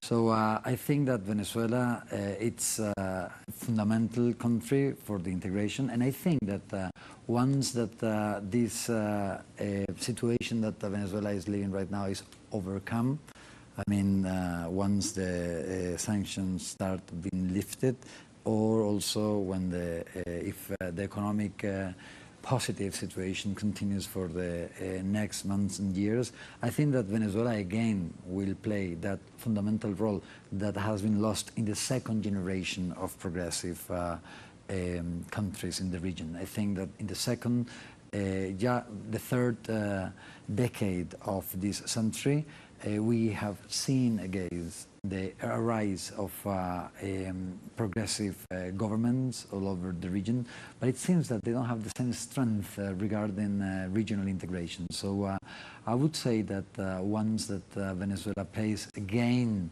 a very important role in the region without these sanctions, and its energy can be focused towards projects regional-wise, we will see again a rebirth of these projects that were left, especially UNASUR, that has been dismantled in the last year. And perhaps also ALBA has lost important countries like Ecuador. Ecuador will have again elections next year after the last 3 disastrous governments. Hopefully the left will have again a chance. The headquarters of UNASUR are in Quito, in the capital of Ecuador. So hopefully we'll see a rebirth of this regional integration that is so important now that also at the global sphere the regional blocks are really important in order to play a role at global geopolitics. So finally, to sum up, Fernando, I would like to ask you, we've been talking about the reality of what we need to keep in mind to understand this political moment in Venezuela, the importance of election day today. We've also been talking about the media bombardment, the propaganda bombardment that has been marking all this process, which sometimes makes it very difficult from abroad to really get a perspective of what is happening in the South American country. So I would like to ask you to sum up, what message would you give to someone from abroad, someone who's not in Venezuela, not in Latin America also? What do they need to keep in mind to understand what is happening in Venezuela today, the importance of this election, and moving on and looking to what comes ahead?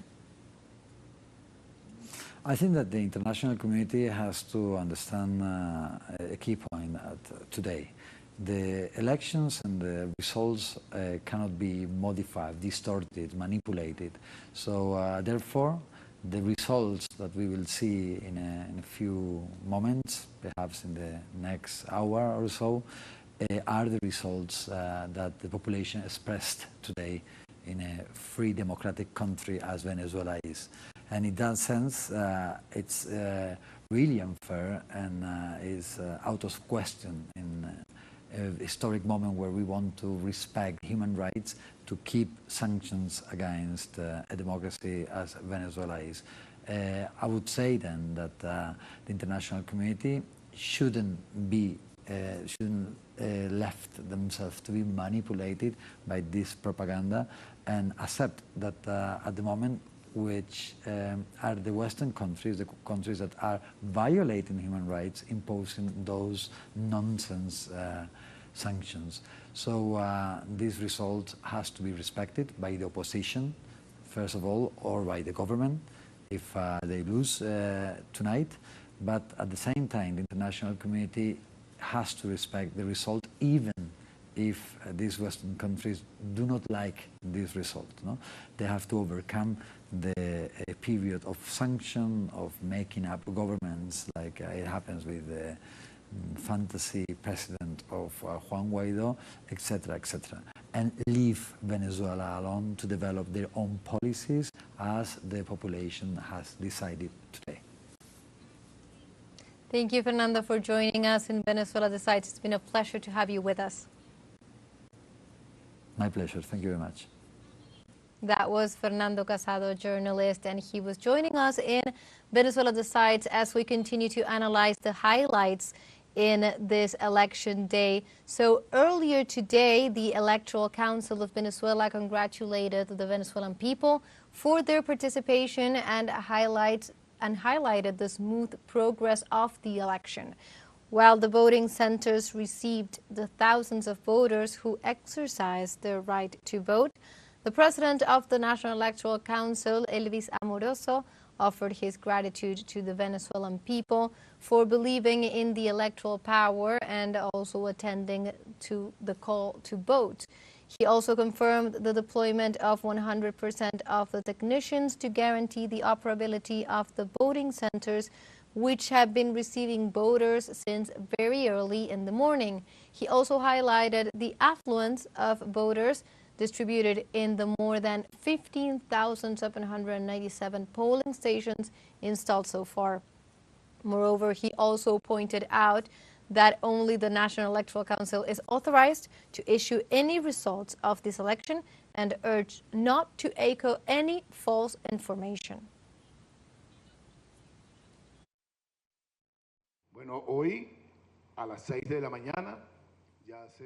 Well, today at 6 o'clock in the morning, the polling stations were already opened. It's 100% already in the morning.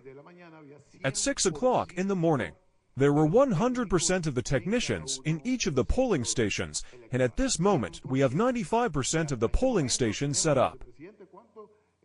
According to the last report we have, 95% of the tables, and those of you who have been able to see through the media, by the way, that there are a large number of Venezuelan men and women exercising their right to vote as provided for in the Constitution. Also, we continue going over the highlights of the day, this election day in Venezuela. The general coordinator of the Venezuela Nuestra campaign, Jorge Rodriguez, expressed that the Venezuelan people are giving a demonstration to the whole world of how peace is defended in the country during this presidential election. Let's listen. All Venezuelans are defending peace at the polling stations and really also against those who permanently attack all that the Venezuelan nationality means. Our way of life, our way of acting, our permanent disposition to remain free, independent and sovereign, because they are receiving a dose of civility and a dose of capacity for dialogue from all the Venezuelan people. And also in other highlights from the day, the Observer for France Christian Rodriguez, invited by the National Electoral Council, said that Venezuelans were standing in long lines to go to the polls in an orderly manner and exercise their right to vote. A very quiet morning. Venezuelans have risen very early today, and you can see that everyone is lining up to exercise their right to vote. And we hope it continues like this. We are very happy what we have seen in this electoral party of the Venezuelan people. We will continue going over the more important things of this election day in the next vlog, so we'll go to a short break. Don't go away.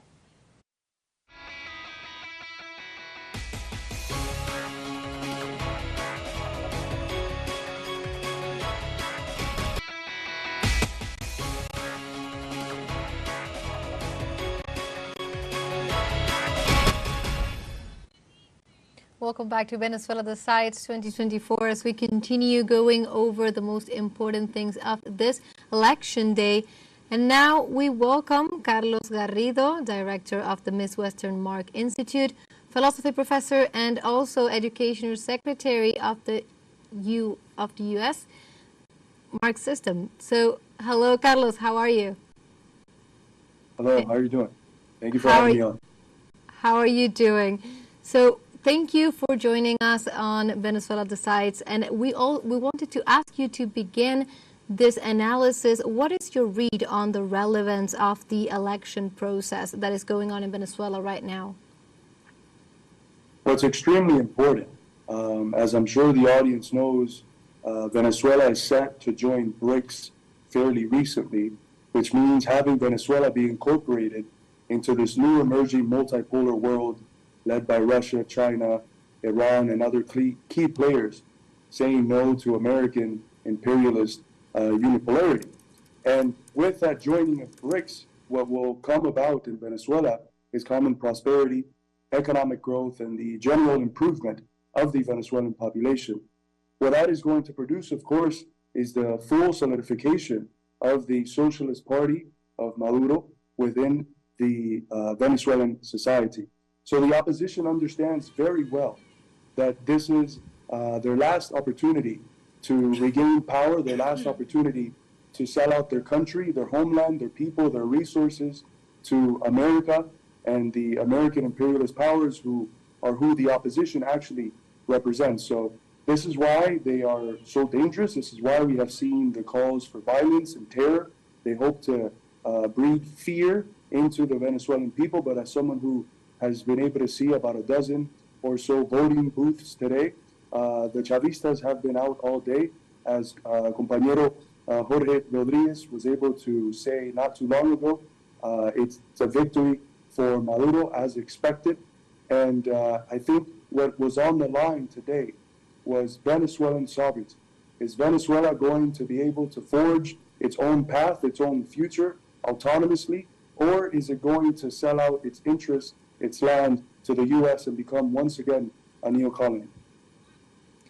Carlos, as we continue analyzing in part what you were saying about the relevance of this election process, of course, all of this process coming up to today, the election day, has been marked by an immense amount of media interference, what some have called a propaganda bombardment.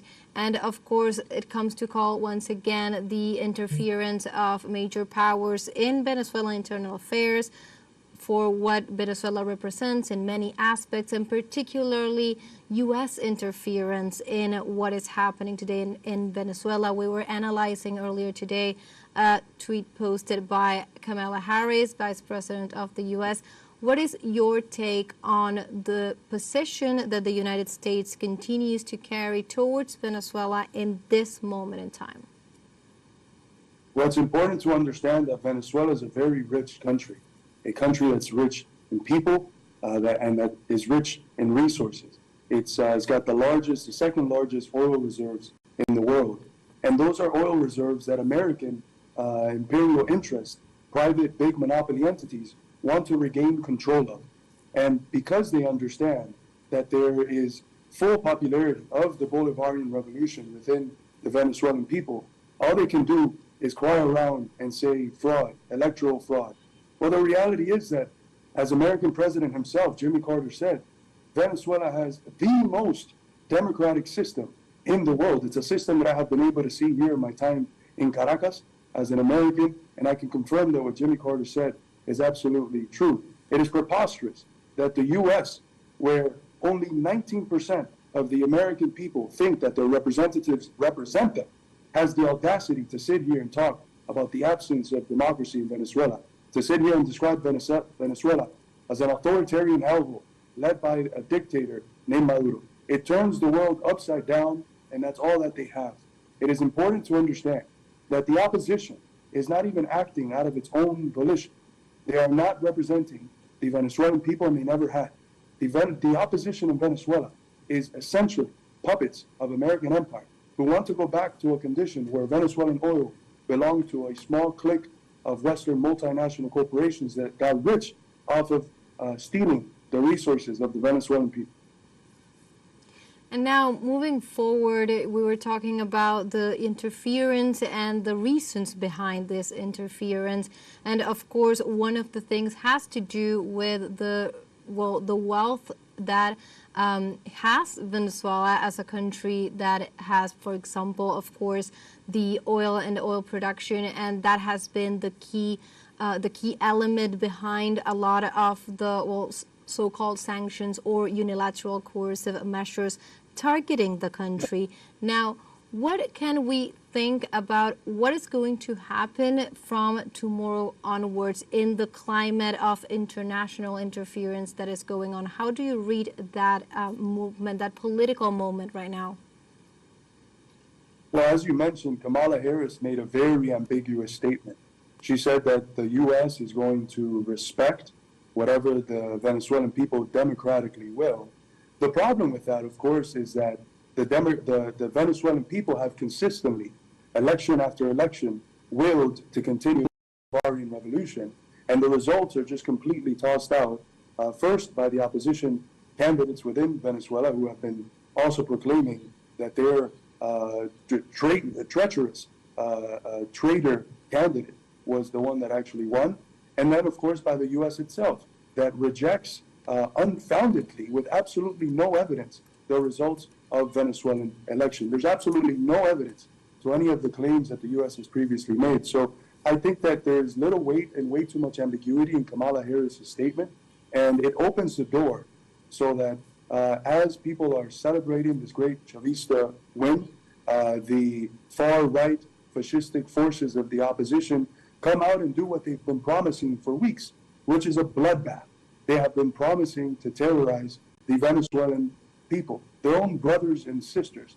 They have come out and sacrificed roosters, which are, of course, the symbol of the Venezuelan revolution. And the symbology, the imagery couldn't be any more clear. They're seeking blood. They're seeking to dispose of President Maduro and top leadership. There's comments going around semi-viral in the far-right Venezuelan medias and social medias about attacking not just Chavistas, but anyone who has ever aligned themselves with Chavismo. So these are literal forces of terror that are backed up by the U.S., and if the U.S. finds it worthy to intervene, that ambiguous statement from Kamala Harris could be premised such that if the opposition says they won, Kamala Harris can affirm that's what the will of the Venezuelan people is, and they could perfectly, possibly, send in forces to back up the opposition. Carlos, I also wanted to ask you about the importance of activism and also how the comrades in the U.S., for example, can take a stance in this context. We're talking about the country's interference, we're talking about state interest, but we know that activism in the U.S. has also been very important to also point out the hypocrisy, point out and demand from their governments a different stance on different international issues. Just this year, for example, all the mobilizations to stop the genocide in Gaza have been very important and very significant worldwide to at least turn the value on what is happening there. Do you see something like that being able to happen in regards to interference in Latin America and different countries, and specifically in Venezuela at this moment? What are the different things that could be done from there to support the struggle here? The most important thing to remember is that whether we are talking about the genocide in Palestine, the new Cold War against China, the proxy war against Russia, or the general wars that the U.S. wages against the axis of resistance, Iran, and other countries, or the current discourse and attacks on Venezuela, which of course include 930 criminal sanctions, also known as unilateral coercive measures. What is important for Americans to understand is that we should support these struggles against American imperialism, not simply out of some middle-class moralism and empathy. We have to support these struggles primarily because they are not two separate interests. The interest of the American people is the interest of Venezuelan sovereignty. It is the interest of Russian sovereignty, of Cuban sovereignty, of Chinese sovereignty. The enemy of the American people, the enemy that keeps us poor, that keeps us indebted, and that keeps us desperate, is the same enemy that sends hundreds of billions of our tax dollars to Russia. It's the same enemy that questions unfoundedly the elections in Venezuela, that it insinuates violence in Venezuela. So what we have to understand, what my people in America have to understand, is that we have to support the Chavista government and the Bolivarian revolution, not out of some lofty ideals or morality or empathy, but out of a concrete realization that the interest that we have, the people who we're fighting against, is the same as the Chavistas. If the Chavistas win, if the Venezuelan people can affirm their sovereignty and continue their Bolivarian revolution, we win. It's interconnected. The people who we're fighting against are a part of the same class. Same people that put the 930 sanctions on Venezuela are the same ones that lead individuals like myself to be in $100,000 of debt for doing something as crazy as wanting to get an education, and that do the same thing to millions, tens of millions of Americans for daring to get an education, for daring to have a home to live in, or for getting sick and not having medical insurance. So the interest of the Venezuelan revolution and the interest of the American working class is one, and that's the most important thing I think we have to affirm and let the American people know. Now, of course, despite of what mainstream media and also propaganda have been trying to impose a narrative on what is happening now in Venezuela, today democratic elections took place. There was a democratic day. People were out in the street celebrating. All the reports from both inside and also international collaborators say that the day was lived with a lot of tranquility. And this is a very important day in Venezuela. And sometimes it seems that the discussion regarding what the propaganda has tried to install on Venezuela has not allowed us to understand this as an electoral dispute and to really understand what is this opposition that is running against the Chavez project, against the ruling party. What do they represent? What do they want? What type of country are they proposing as a model? How could you describe this opposition in Venezuela? Well, I would have to go to the apostle of my motherland, José Martí, who described these people in a very telling phrase. He called them gusanos de corbata. He called them worms with bow ties. They're the sort of individuals that sell out their people, that sell out their homeland, in order to have their pockets lined up and fattened by the American imperialists. So that's the essential character of the opposition.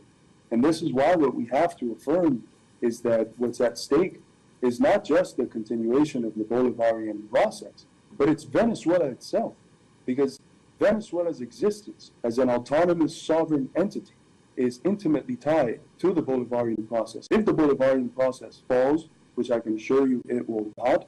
I've been seeing thousands of Venezuelans in the streets, and the vast majority of them are not only with the revolution, but willing to sacrifice everything to protect it. But God forbid, if the Venezuelan Bolivarian revolution fell, it would mean the end of Venezuela as a free, autonomous, sovereign entity, and the return to a Venezuela that is a neo-colony of the U.S. and Western multinationals who only seek to loot the very rich resources of Venezuela to accumulate as much capital as possible in the hands of a very few, while the vast majority of Venezuelans struggle. So we were talking about different issues, and one of them, the most important, perhaps to think about the last years impacting the Bolivarian Revolution has had to do with international interference, particularly the U.S., but also the UN, different sanctions imposed on the country. And I wanted to ask to you, what kind of strategies do you understand from a geopolitical stance that Venezuela has been taken and could continue to take to go over the sanctions and start in the path of overcoming these hardships that the last years appear to show that it has already been set on that track? So in terms of cooperation in the region, you were mentioning the Caribbean region, but also alliances all over the world. How do you see Venezuela from a standpoint in its relations, geopolitical relations around the world?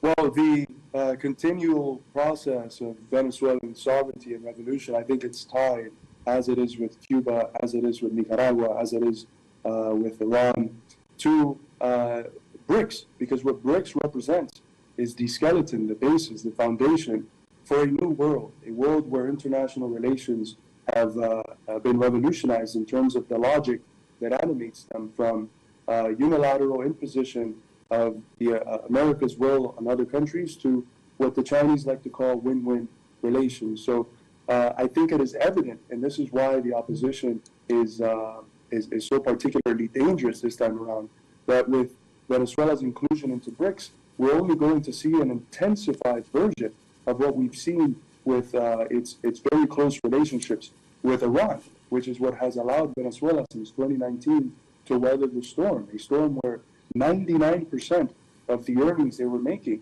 were virtually removed because of the hardships of U.S. sanctions and hybrid warfare. This is not just sanctions. There's ships filled with oil that were coming from Iran that the U.S., like literal pirates, would kidnap and then give it to American oil companies. So it's a hybrid warfare that's been waged against not just Venezuela, but anyone who dares to exist outside of the sphere of influence of U.S. empire.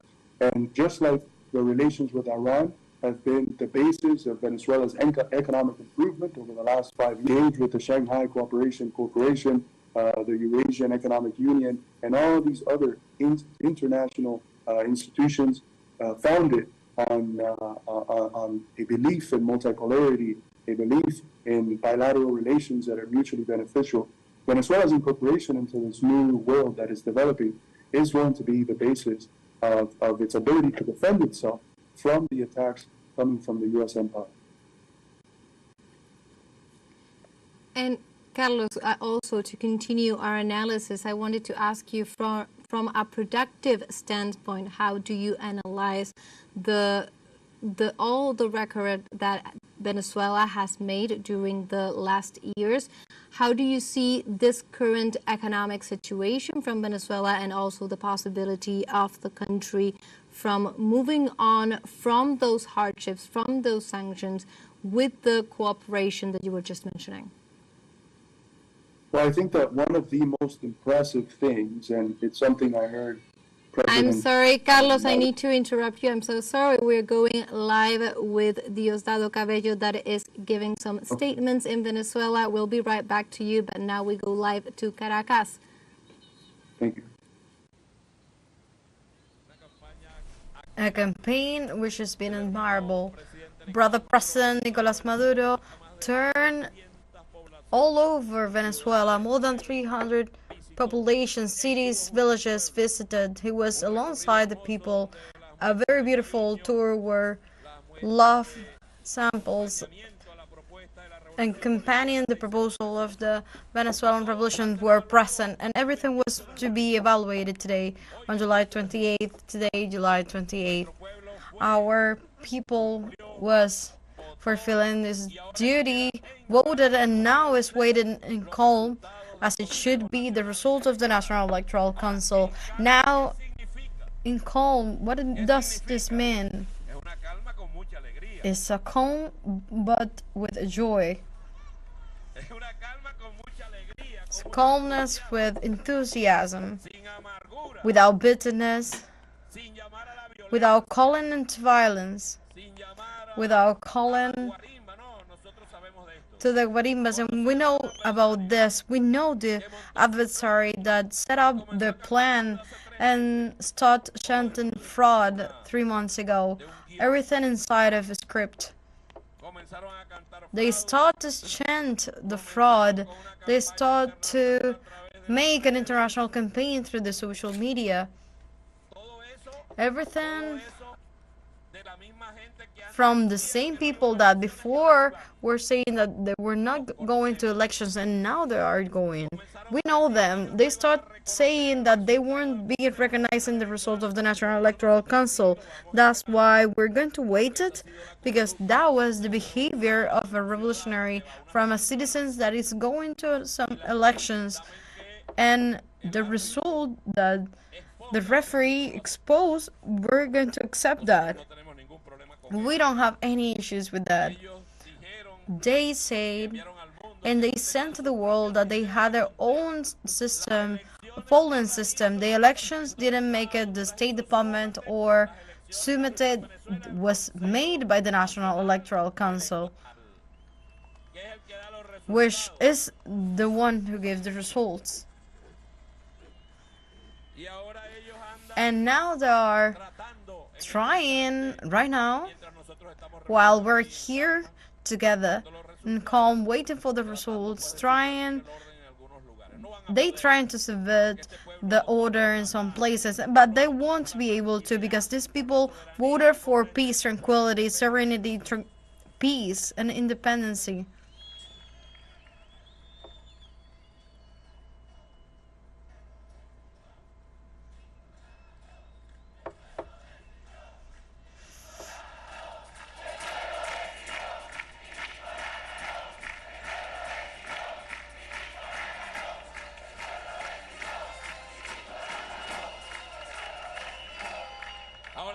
And now what should we do? We're going to wait and calm, as Amar was saying, on July 29th, hour 29, like just a couple hours from now. There's 10 and 27 minutes, and anytime the National Electoral Council will give the result as is used to, and the irreversible tendency will be announced. The Republic President will announce as a winner. And then we will be outside celebrating, but taking care of peace, not falling into the provocations of the adversary, which is the usual record. We've been saying from a time ago, the ones who cross the line, well, the mechanisms, legal mechanism to take the decisions that are set here. We're waiting here with joy. We're standing firm, and we know that the future of Venezuela is on our hands. That is not in hands of the ones that are going to surrender the country to the international power, but it's in the hands of the people that went out to vote with patience, has endured everything. This brave people that doesn't quit, that knows how to struggle and to resist, and it has learned to conquer despite the difficulties. And today Venezuela is rising alone, thanks to the effort of the women, of the men of Venezuela, the workers of Venezuela, and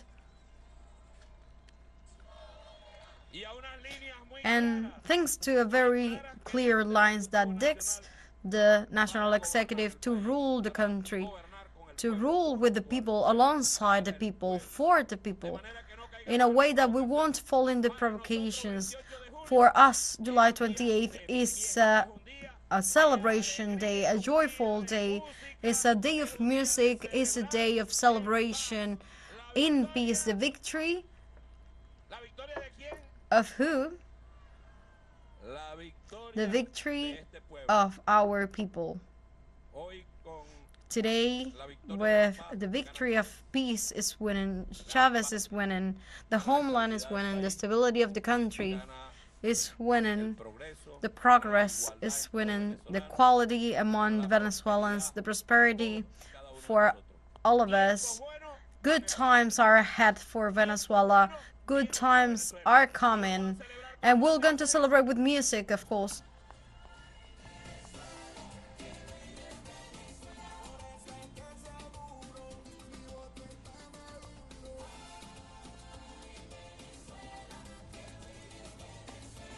We're looking at images from Caracas. We were just listening to Diosdado Cabello, the head of the PSUV party, the officialist party, in this electoral night. Of course, Venezuelans have headed to the polls all throughout the nation and also abroad during this election day. Official results have yet to appear.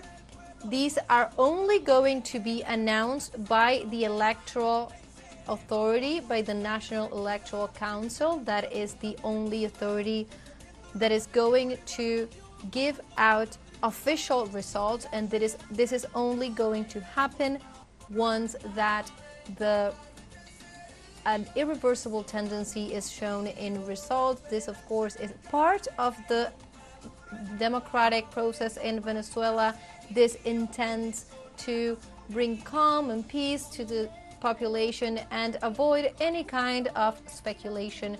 So this is very common in Venezuela. Citizens know this is a long night and a long process, but they are living this with calm, with joy. Also, we are seeing images of people who are out in the streets. They are celebrating, they are partying, they are dancing, and that was the spirit of what Diosdado Cabello, the head of the PSUV party of Venezuela, was saying. He was saying this was a night of joy and this was a night to celebrate the democratic exercise, and he also was calling for everyone to celebrate after hearing when the official results come out, but also to keep the calm, to avoid provocations. Of course, during the day and also coming to this day, there have been a lot of provocations, specifically coming from sectors of the opposition. So it was also a call for peace and tranquility, for the people to continue celebrating, not to engage. It is very important. It is very important to maintain this idea and this peace in the country. This is very important, of course, thinking that Venezuela has overcome a lot of hardships. It has overcome economic hardships and also political hardships years ago, and one of the key factors that both specialists and citizens were highlighting about these days prior to the election was really the peace that was living throughout the streets in the country, and that was something that is very important to maintain, and that was one of the most important things that Diosdado Cabello was highlighting. And now we continue with more news. So as polling stations remained open, the head of the Venezuela Nuestra campaign, Command Jorge Rodriguez, just hours ago offered statements on the ongoing election day. In this way, Rodriguez expressed the great patriotic polls deep gratitude for the strength, integrity, and courage shown by the Venezuelan people in spite of so many aggressions, insults, grievances, and sanctions that have been perpetrated against the nation. Regarding the election's outcome, Rodriguez stated that they have to wait for the results of the National Electoral Council in respect of the laws and the Constitution. Furthermore, Rodriguez thanked the electoral body and its 5 rectors for allowing the democratic celebration to take place in absolute peace and tranquility.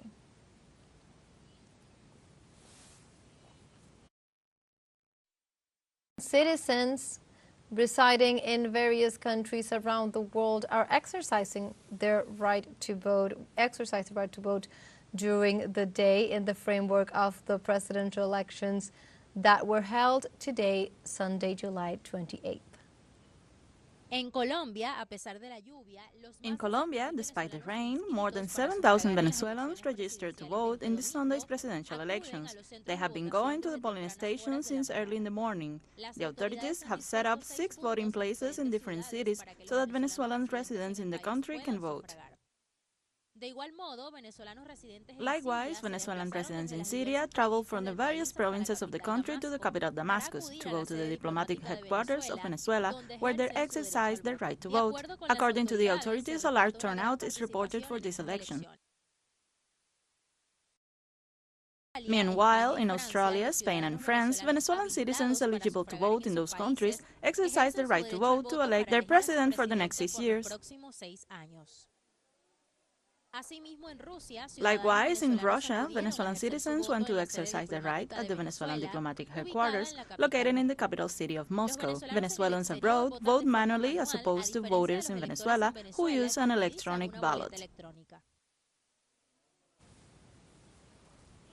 And also, we continue going over the highlights of the day.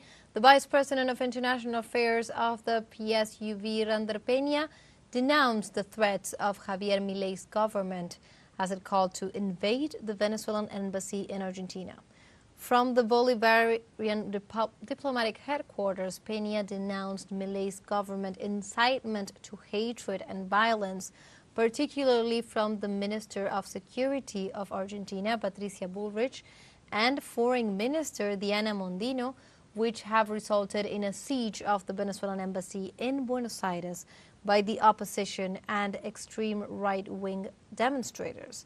The PSUV official stated that the threats are the product of desperation and a violation to the Vienna Convention, and assured that they will hold Milei responsible for the physical integrity of the diplomatic personnel.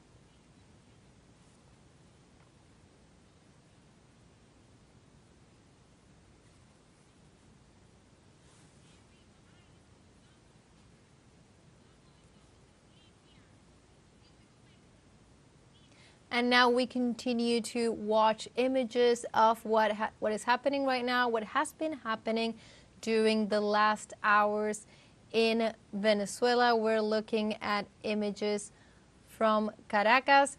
It is very important, again, to highlight that the importance of this moment, of this day, has to do with being able to carry out a democratic day, an electoral process. Let's recall that coming to this day, there were a lot of provocations issued by the hands of the opposition mainly. So the fact that despite the provocations, despite the sanctions that the country has suffered, despite the political violence that sectors of the opposition have for the past years, time and time again, try to promote the fact that now we have come to a day in which Venezuela, the whole country, have had to the polls. It was a festive election day. After the polls close, the citizens continue in the streets. They continue to show their celebrations, to show their joy to participate in the electoral process. It is important to understand the relevance and the importance of the fact that this electoral day was carried out.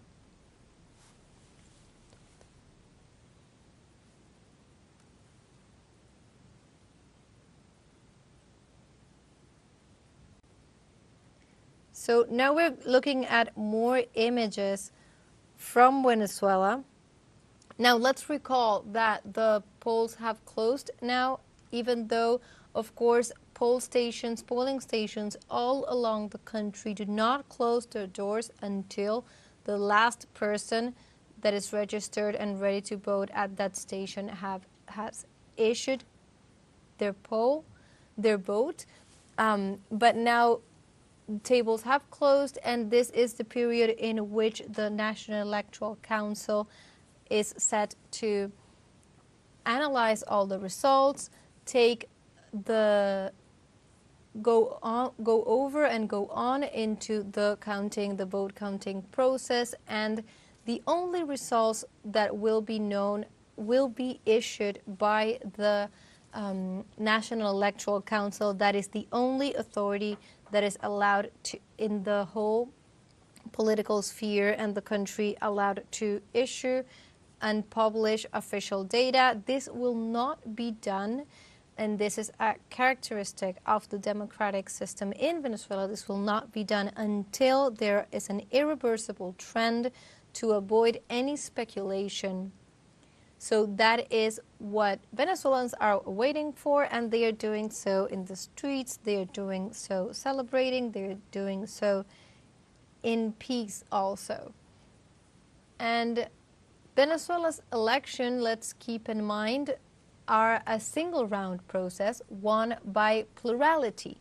This means that whichever candidate gets the most votes wins.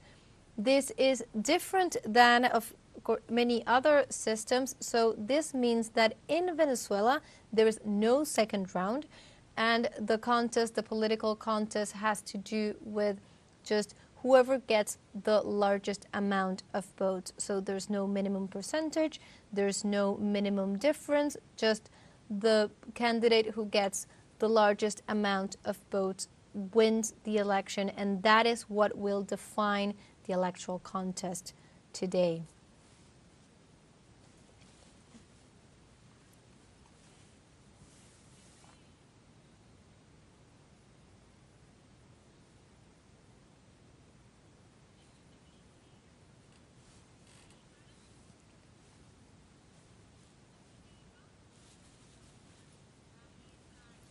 Now we are looking at images from Venezuela.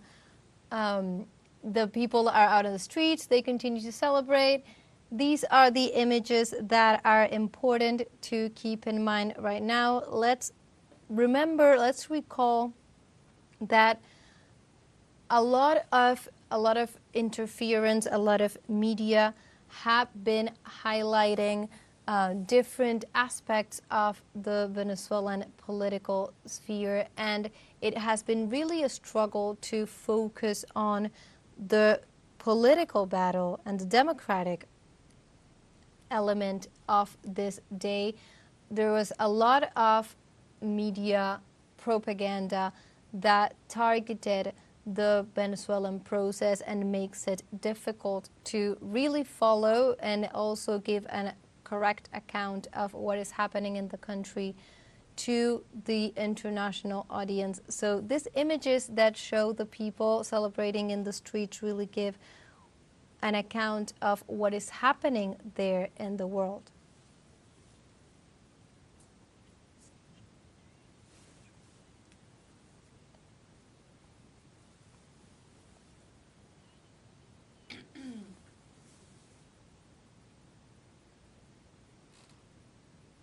Now let's recall that for these elections in Venezuela, millions of voters are summoned to the polls on Sunday, and they were summoned to elect or ratify the president who is going to lead Venezuela for the next 6 years in elections that will define the political future of the nation. Let's also recall that Sunday's elections, and as all the previous ones in the last 25 years, were tinged by disinformation. That's what we were mentioning just a few minutes ago, and also attacks not only to its system of government but also to the arbiter represented in its National Electoral Council.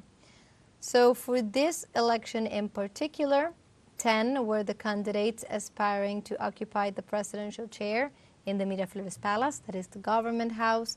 9 of them from the opposition sector, and also ruling president and a candidate of the Great Patriotic Poll, Nicolás Maduro, who aspires to continue the presidency and is running for a consecutive term together with current president Edmundo González, Luis Eduardo Martínez, José Brito, Antonio Ecarri, Benjamín Rauseo, Claudio Fermín, Javier Bertucci, Enrique Márquez, and Daniel Ceballos. Representatives of the motley right wing are also bidding. All of them are represented by 37 political parties and movements from all ideological spectrums in the country, of which 24 represent the right wing and 13 the current ruling party, which are grouped to the great patriotic pole of Simón Bolívar. Let's also recall that a very significant process that has marked the journey towards this election has been the Barbados Agreement. That means table of dialogue that the government has carried along with the representatives of the opposition in an attempt to bridge the gaps that had been open prior, and it was a policy of the government to try to build those bridges back, understanding that it is important for the whole political sphere of the country that there continues to be dialogue, there continues to be peace, and that Venezuela always finds peaceful outlet to what had been a lot of moments of political violence some years ago, specifically since 2017 to 2019, and prior to that as well. So the Barbados Agreement set up a table of dialogue in which, through international mediation, the government made a lot of concessions in an effort to really build those bridges with sectors of the opposition who have, after those agreements, after the Barbados Agreement, agreed to join back the political game after trying to boycott the democratic system of Venezuela for a long time, particularly a number of years. And that is a period of time and also a political journey that has marked the months that have arrived to this day today, in which Venezuela is living a democratic day with all sectors of the opposition on the table. This has been facilitated by the efforts made by the government in an attempt to really host a democratic day and show the world how the democratic system of Venezuela is strong. It has overcome hardships that have really targeted the nation in its entirety. They have targeted production and social aspects of the country, and even though that has had a lot of negative impacts throughout the years, during the last years, Venezuela has really shown how to overcome those hardships.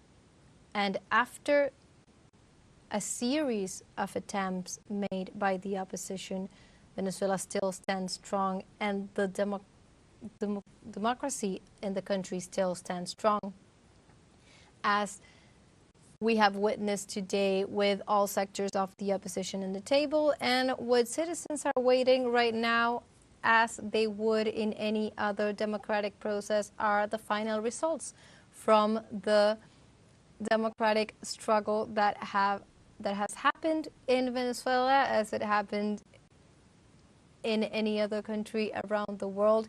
So that is what people are celebrating. That is why Diosdado Cabello, as the chief of the PSUV in Venezuela, he had mentioned before the importance of the celebrations, the importance of the joyful celebrations of the peoples in the street, because this is, after all, a democratic day to celebrate. And of course, he also was calling to really keep calm and keep the tranquility in the streets that have marked this election process, despite what mainstream media has tried to impose as a key narrative to understand Venezuela. So earlier today, as we were talking to different analysts regarding what is happening in Venezuela, one of the key aspects that many of them highlighted had to do with the international propaganda that puts these elections in Venezuela in quite a paradox, as they have called for a lot of international attention. A lot of the mainstream media outlets have been heading their papers and newscasts with Venezuelan news, closely following this election, and at the same time, together with that amount of coverage, a lot of disinformation, a lot of incorrect analysis or incorrect data, all focused on really tinging the democratic process and what was going on in Venezuela. And this has made it, for the past years, very difficult from an international perspective to understand what is happening and what is at stake really in Venezuela. So going back to what some of the analysts that we hosted today in teleSUR English were saying about this process, one of the key aspects was to understand how Venezuela represents, in a way, an alternative model of production, an alternative model of cooperation, an alternative model of the use of its natural resources. And that is what appears to be a threat to the world war narrative that apparently reacts by targeting the process and really interfering in what is an internal affair regarding what productive model, what political model gets to continue ruling the country. In this case, the Chavism that has been ruling the country since just before the turn of the century, and has done so with enormous amounts of political and popular support among other things, because they have really built a lot of ties, a lot of popular measures that have tried to aid to improve the life of many Venezuelans that before this political process, they had not been able to achieve a lot of the social benefits, a lot of the social development key issues that the Bolivarian Revolution has given them. The revolution, let's recall that health coverage, education coverage,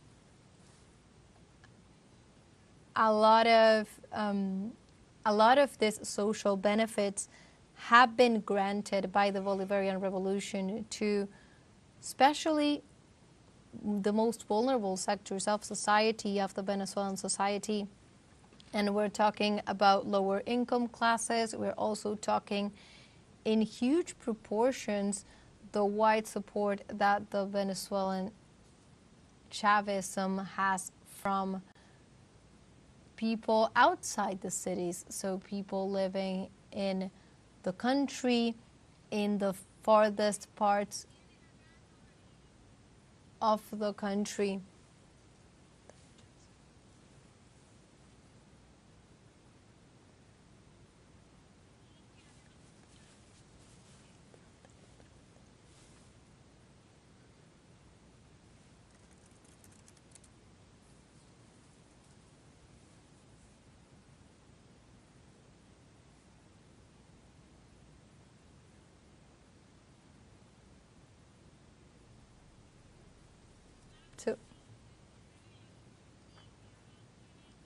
So we were looking at live images and images from the last hours in Caracas, and now we go back to Carlos Garrido, director of the Midwestern Mark Institute, philosophy professor and education secretary of the U.S.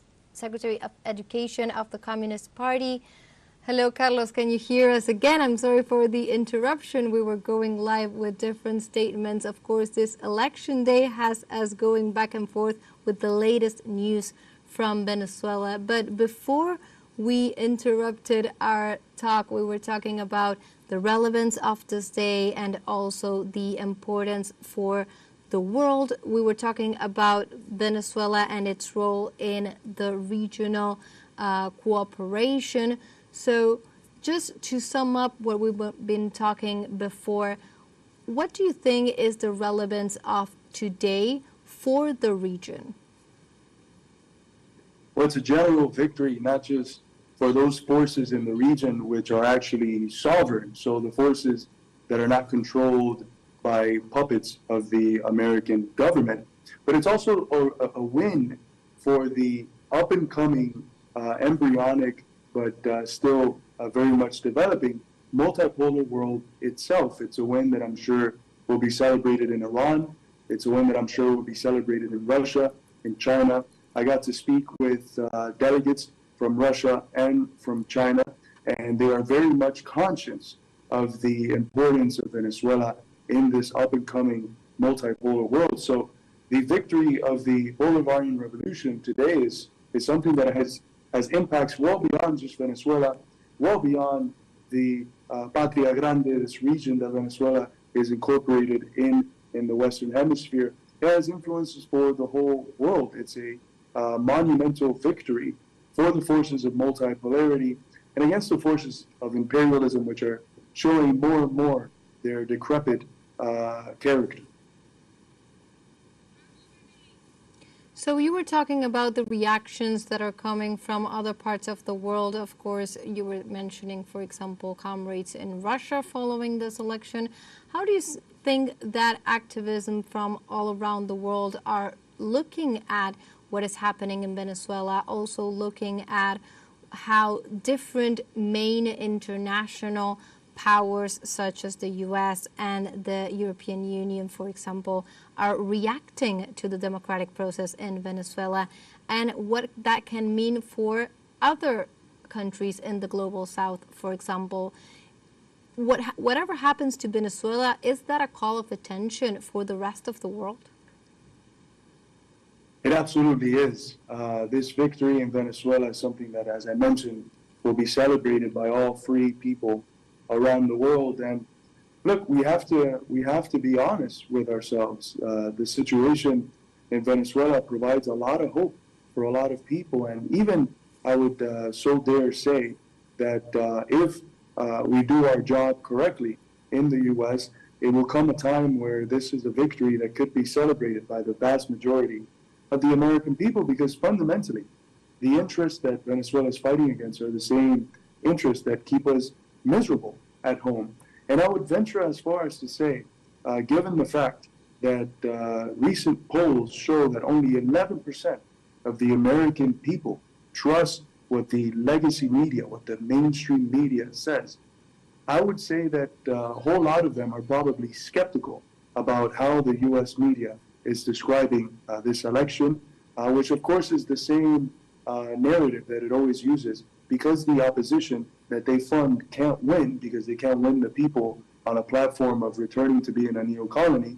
They're forced to cry fraud months ahead of time on an electoral process that a president from the U.S. itself called the most democratic in the world. So the American people recognize that the media is there to lie to us. It's the media that lied to us about Iran, Iraq, Afghanistan, Libya, that has lied to us about Russia and virtually everything. And that does it for a very specific reason. It doesn't do it just because the media are compulsive liars and somehow they always end up hiring really bad compulsive liar character types. They do it for a specific reason. They represent the interests that benefit from the overthrowing of these popular sovereign projects that are quite literally constructing a new world as it unfolds right before us.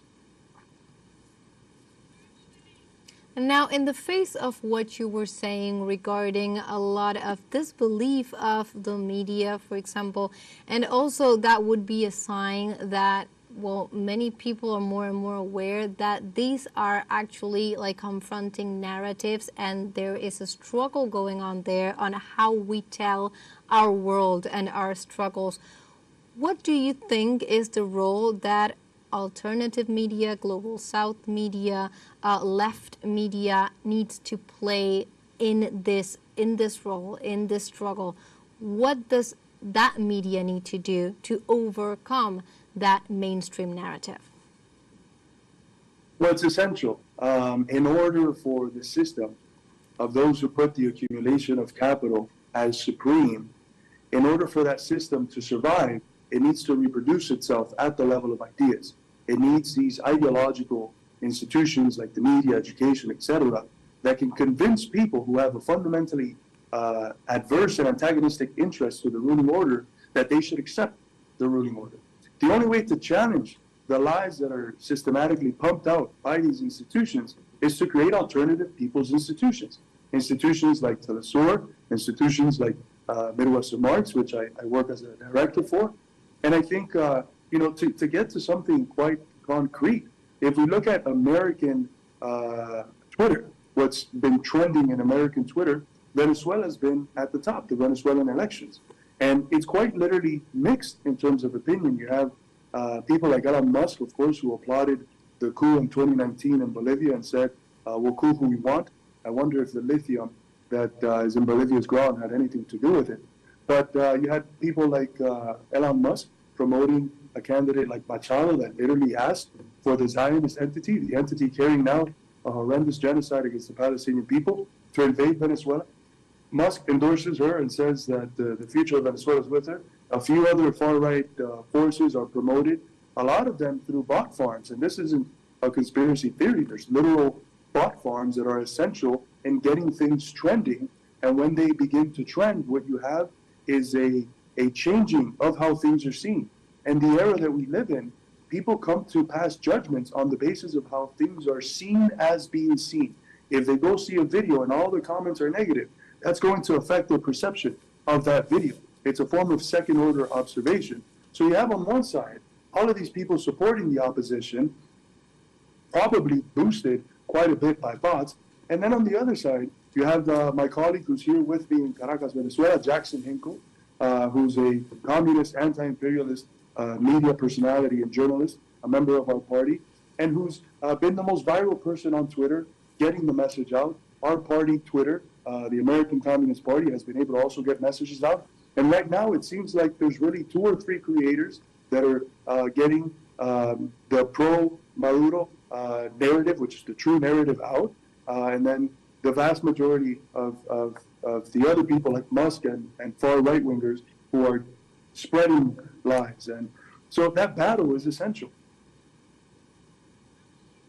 Excellent, Carlos. So before we finish, I wanted to ask, in the face of everything that you were saying, in the face of the media bombardment or the propaganda bombardment, as one of the analysts called it hours ago, in the face of all of this context, what would you tell anyone from the audience hearing, not from Venezuela, not from the Latin American region maybe, but from outside in other parts of the world?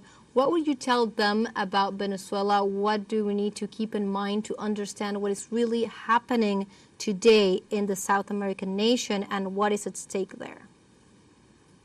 2 things. First, I've seen the voting process. I have participated in the end of campaign rally and was able to see millions of Venezuelans out in the streets of Caracas in tune with the words that Maduro was saying, singing Chavista songs. And, there's this great clip that went viral of a young kid, an 11, 12-year-old kid, on the shoulders of his father in the rally that I attended, singing the national anthem of Venezuela. So what's clear to me, as someone who has been here for around a week now, is that the Venezuelan people are with the Bolivarian revolution. There should be no surprise that this has been an electoral victory for Maduro. The second thing I would say to our international viewers, to those outside of Venezuela, is to not think for 1 second that this is just a Venezuela issue. As we've been trying to hammer out throughout this discussion, this affects everyone. If imperialism is able to win, if the U.S. is able to return Venezuela to a neo-colony, having the little comprador elements of the opposition at the helm, but really being guided from the U.S., that's a big loss for the whole multipolar world. It's a big loss for La Patria Grande, for our America, for the whole hemisphere. It's a big loss for American working people who, of course, face the same enemy. So do not think for 1 second that Venezuela's election is just an issue of Venezuela. It affects all of us, and Maduro's victory is something that we should all celebrate because it's our victory too. And had there been a defeat, we should have also been saddened by that defeat because it would have been our defeat as well. But thankfully, as anyone who has been able to experience the pulse of the Venezuelan people would have known, what we have seen is a staggering victory of more than 20 points over the treacherous and traitorous opposition. Excellent. Thank you, Carlos, for joining us in Venezuela Decides tonight. Thank you for having me. That was Carlos Garrido, director of the Midwestern Mark Institute, philosophy professor, and also educational secretary of the U.S. Communist Party. We'll go for a short break now. Don't go away.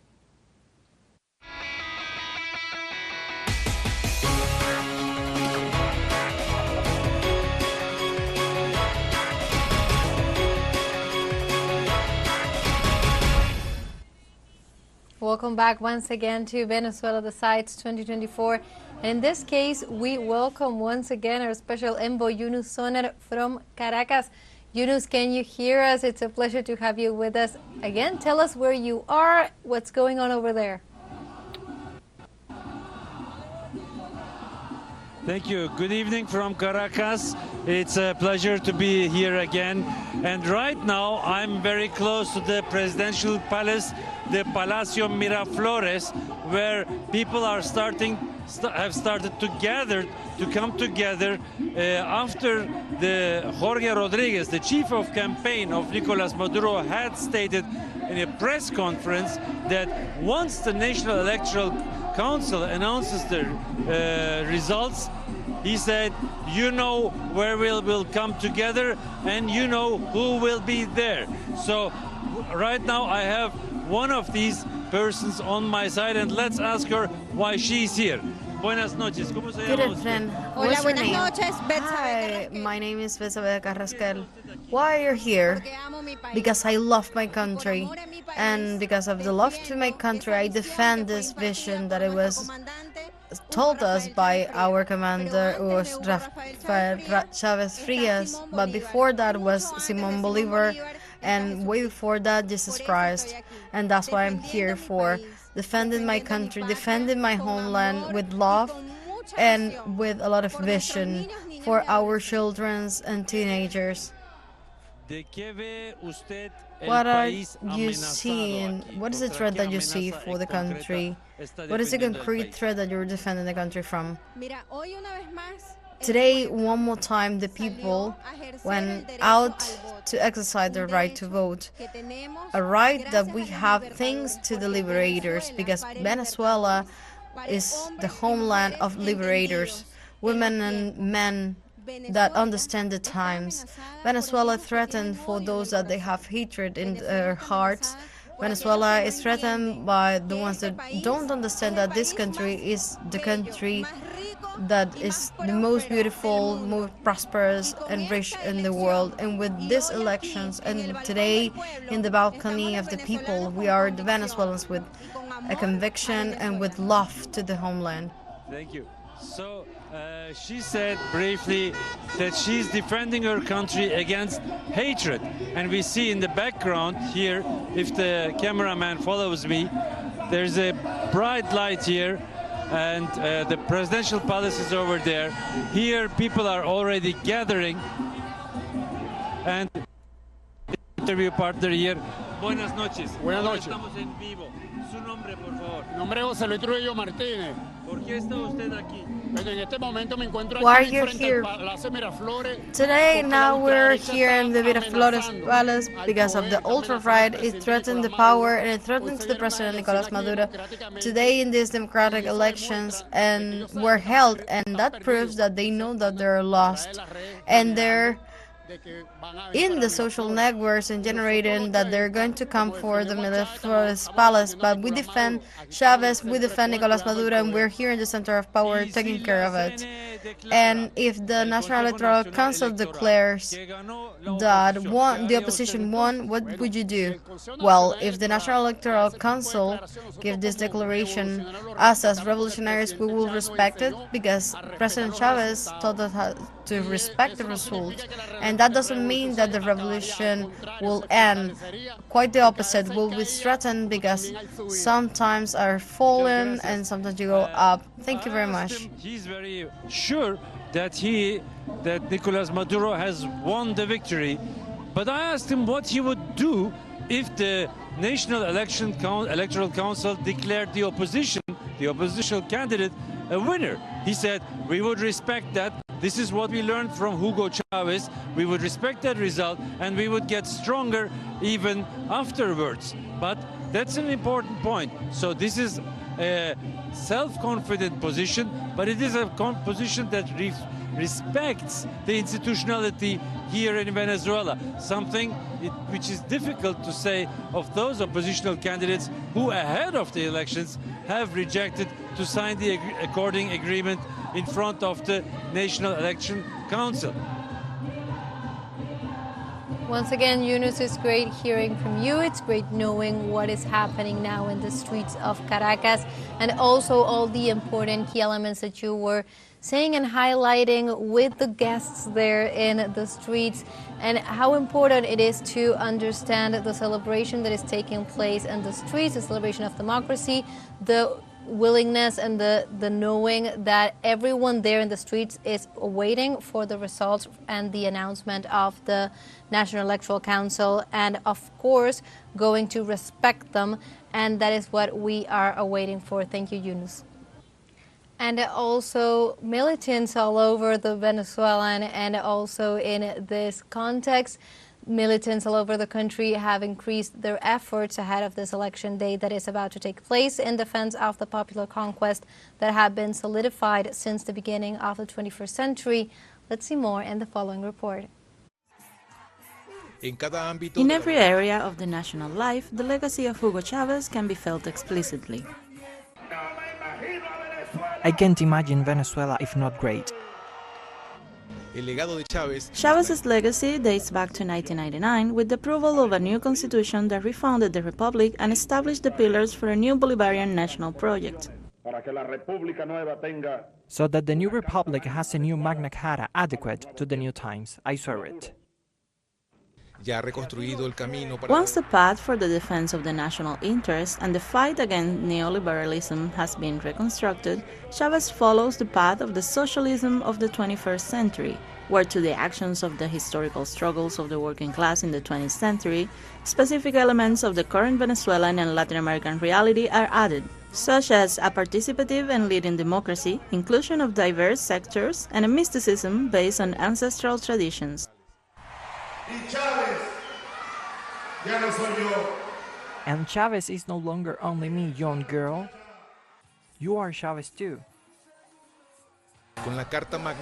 With the Constitution as a coordinate map to be followed, all the planning and action areas of the revolution currently bear Chavez's imprint, in domestic and foreign policy, in the military sector and integral security, in the media, communication, cultural and economic areas.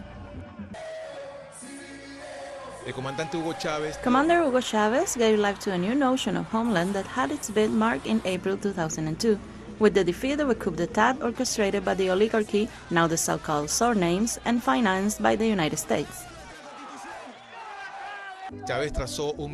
Chavez set a method of inclusion with the missions and great missions, a prime example of political action that was accompanied by the guarantee of social rights. the redistribution of wealth achieved through oil revenues, and the strengthening of popular power and national peace.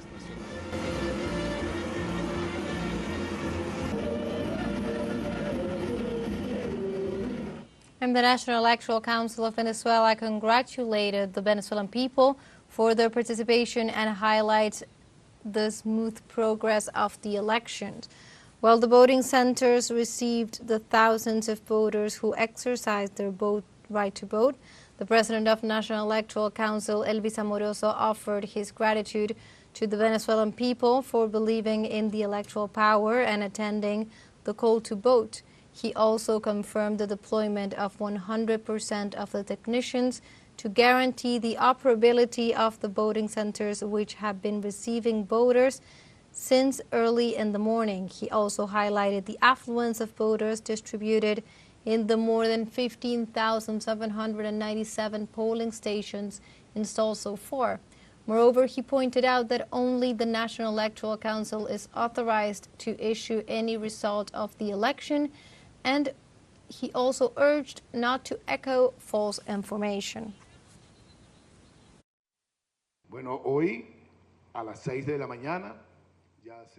Well, today at 6 o'clock in the morning, the polling stations were already opened. It's 100% already in the morning.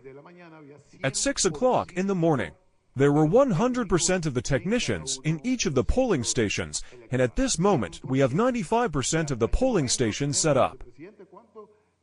According to the last report we have, 95% of the tables, and those of you who have been able to see through the media, by the way, that there are a large number of Venezuelan men and women exercising their right to vote as provided for in the Constitution. And also recently, the Venezuelan Foreign Ministry issued a statement regarding the different repercussions that have to do with the current situation in Venezuela. So that is, let's go over the statement that happened just minutes ago. It says that the Bolivarian Republic of Venezuela denounces and alerts to the world regarding the operation of intervention against the electoral process, our right of self-determination, and the sovereignty of our homeland from behind of a group of governments and external powers. That group, according to the statement, is a version of the infamous defeated group of Lima, and among which are officials of the government of Argentina, Costa Rica, Ecuador, Guatemala, Panama, Paraguay, Peru, Uruguay, Dominican Republic, and together with a group of politicians that are from the far right and are targeting and trying to destabilize government in Latin America. The statement then also said that the right to vote in Venezuela has been issued with complete freedom and under the rule of law, respecting the country's laws. And this has been done, according again to the statement, through a transparent system that is safe and inviolable, and also recognized by observers as one of the best in the world. The same one who recognized a puppet in the year 2019 are now pretending to impose him on 2024. That is one of the final statements of this communique issued by the Bolivarian Foreign Ministry in Venezuela.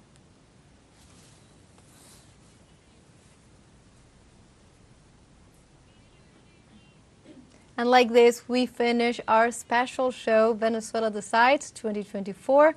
We will see you next time and continue looking for the latest updates on Venezuelan election. This is Belén de los Santos. See you next time.